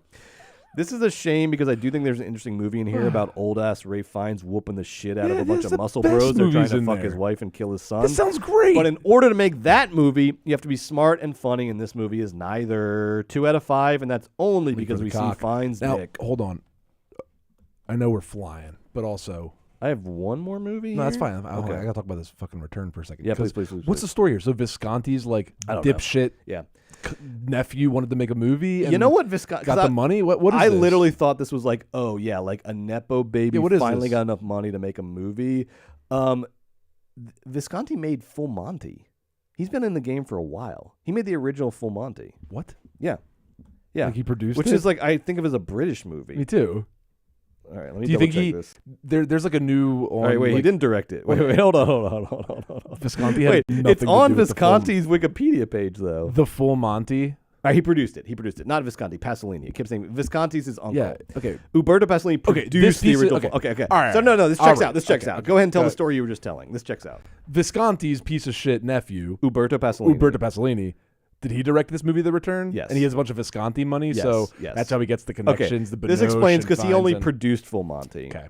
Made money on that. And now he's like, I want to direct a movie like my uncle. All right. What's the I want to make The Leopard. This sucks. What's the next movie? It's not like The Leopard. No, we're ending on a high note, Joe. And this is a movie I know you haven't seen. Yeah. I know you haven't seen it, but Which you one? need to watch this because it must qualify for your horror power rankings of the this year. is what I'm And watching I'm this talking tonight. about a Canadian movie, French-Canadian movie called Red Rooms, baby. I finally got around to watching this. It's on streaming right now. If you're a horror fan or if you're just a nasty little freak who likes dark shit, Red Rooms is your movie and you should watch it over the holidays if you haven't seen it already. Tell your family to take a hike. Take a piss. Take a hike. Go tell them to go eat eat leftovers in the kitchen and you go up to your nasty little room and you watch Red Rooms, baby, because it's good, okay? Written and directed by Pascal Plante. This movie stars Juliette Garapi, and it's about a mysterious fashion model, Juliette Garapi, and a loner who becomes obsessed with this ongoing very public trial that's going on in Montreal, and it's the guy that's on trial. If he's guilty, we don't know if he's guilty or not. The trial. But if he is guilty, Joe, this is one of the sickest fucking sickos to ever walk this earth. Because what this movie asks you to imagine is, what if Hostel and Saw and Videodrome were like real? What if that was like something that would really happen? Like snuff films produced for rich patrons or whatever, right? What if that was real? And what if we cut to the point where we've caught the guy and he's now on trial? That's fun. Right? That's pretty interesting, right? Yes. And then on top of that, what if we took this like woman who has nothing to do seemingly with the case, who has become like obsessed with it, like serial murder, serial killer groupies, true crime obsessives. What if we bring that in as well, and let's just like stir the pot and see what the fuck happens. Hell yeah. And what happens is a really, really, really interesting movie that's about the dark web and the internet and voyeurism and parasocial relationships and our relationship to the justice system and to crime and the sort of luridness of true crime and all of that in one. And the engine of this movie is the main character played by Juliette Gariepy. Her name is Kelly Ann in the movie. And the mystery of this movie is, who is this person and what are their motivations? Because one thing I love about this movie is it doesn't have like it's like a puzzle box of a movie, but it doesn't have any MacGuffins. Like the puzzle box is like, who is the main character and what are they doing and why are they doing it? And you are given like so little information doled out in strategic ways that like the tension and the suspense just builds, and you're like, what? Because this character does extreme things. You see them do very extreme things, breaking into the house of the woman whose daughter was killed by this maniac. Like, you see her do crazy things, and the question is, why, to what end? Who is this person? What do they hope to achieve from it? What's going to be the end game here? I'm not going to give anything away about Red Rooms except that you should see it as soon as possible. It's quite amazing, and quite amazing. Loved it. I gave it 4.5 out of 5. Jeez. Yes, I really liked Red Rooms, baby. And it's one of those 4.5 movies out of 5. That shit I reserve for fucking Seed of Sacred. Because here's the thing. It's one of those movies where like the best thing that happened to it is it had a micro budget, because like it's a movie that like benefits from limitations, benefits from ain't that the way, Brett? 2 locations, right? Yeah. Benefits from all these limitations on it, and it fucking blossoms. How about that, baby? folks? Yeah. Blossoms. You wall off a little small garden and you see what grows. In this case, it was Red Rooms. That's the end of the last episode of 2024 of Movies, Baby. We did it. We got to the end. But don't go anywhere, because in 5 minutes over on the Patreon, we're going to be doing the last weekend at Bergman's of 2024. But with Nell and I versus Bill and Ted's Excellent Adventure as we continue our 80s series. Which one will we vote for? Which one will we like more? It'll be a quick, fast, fun episode of Weekend at Bergman. It'll be fun. It'll be so fast. And Joe wants to emphasize how fun it will also be. Oh, it'll be fun. But I want to say it will be so fast, because we are like, Bill does a really good thing, and then other like. But we'll get our points out, and we won't be redundant, and you'll have a lot of fun, baby. And we'll have costumes. Yeah. So make sure you join the Patreon, patreon.com/moviesbaby with 5 Ys, where you can watch all episodes of Weekend at Bergman's and all the bonus stuff we do on Movies Baby. And thank you so much for joining us this year on Movies Baby and supporting us. And we will be back in the new year for our new time and our new day, Mondays probably at 10 a.m. Pacific. 10 a.m. Pacific. And the Monday that we're coming back is Monday the 13th. So enjoy your break. Please stay subscribed to our Patreon. We'll make it worth your while over the break. And then we'll see you on January 13th. Or we'll see you in about 10 minutes for Weekend at Bergman's. Bye.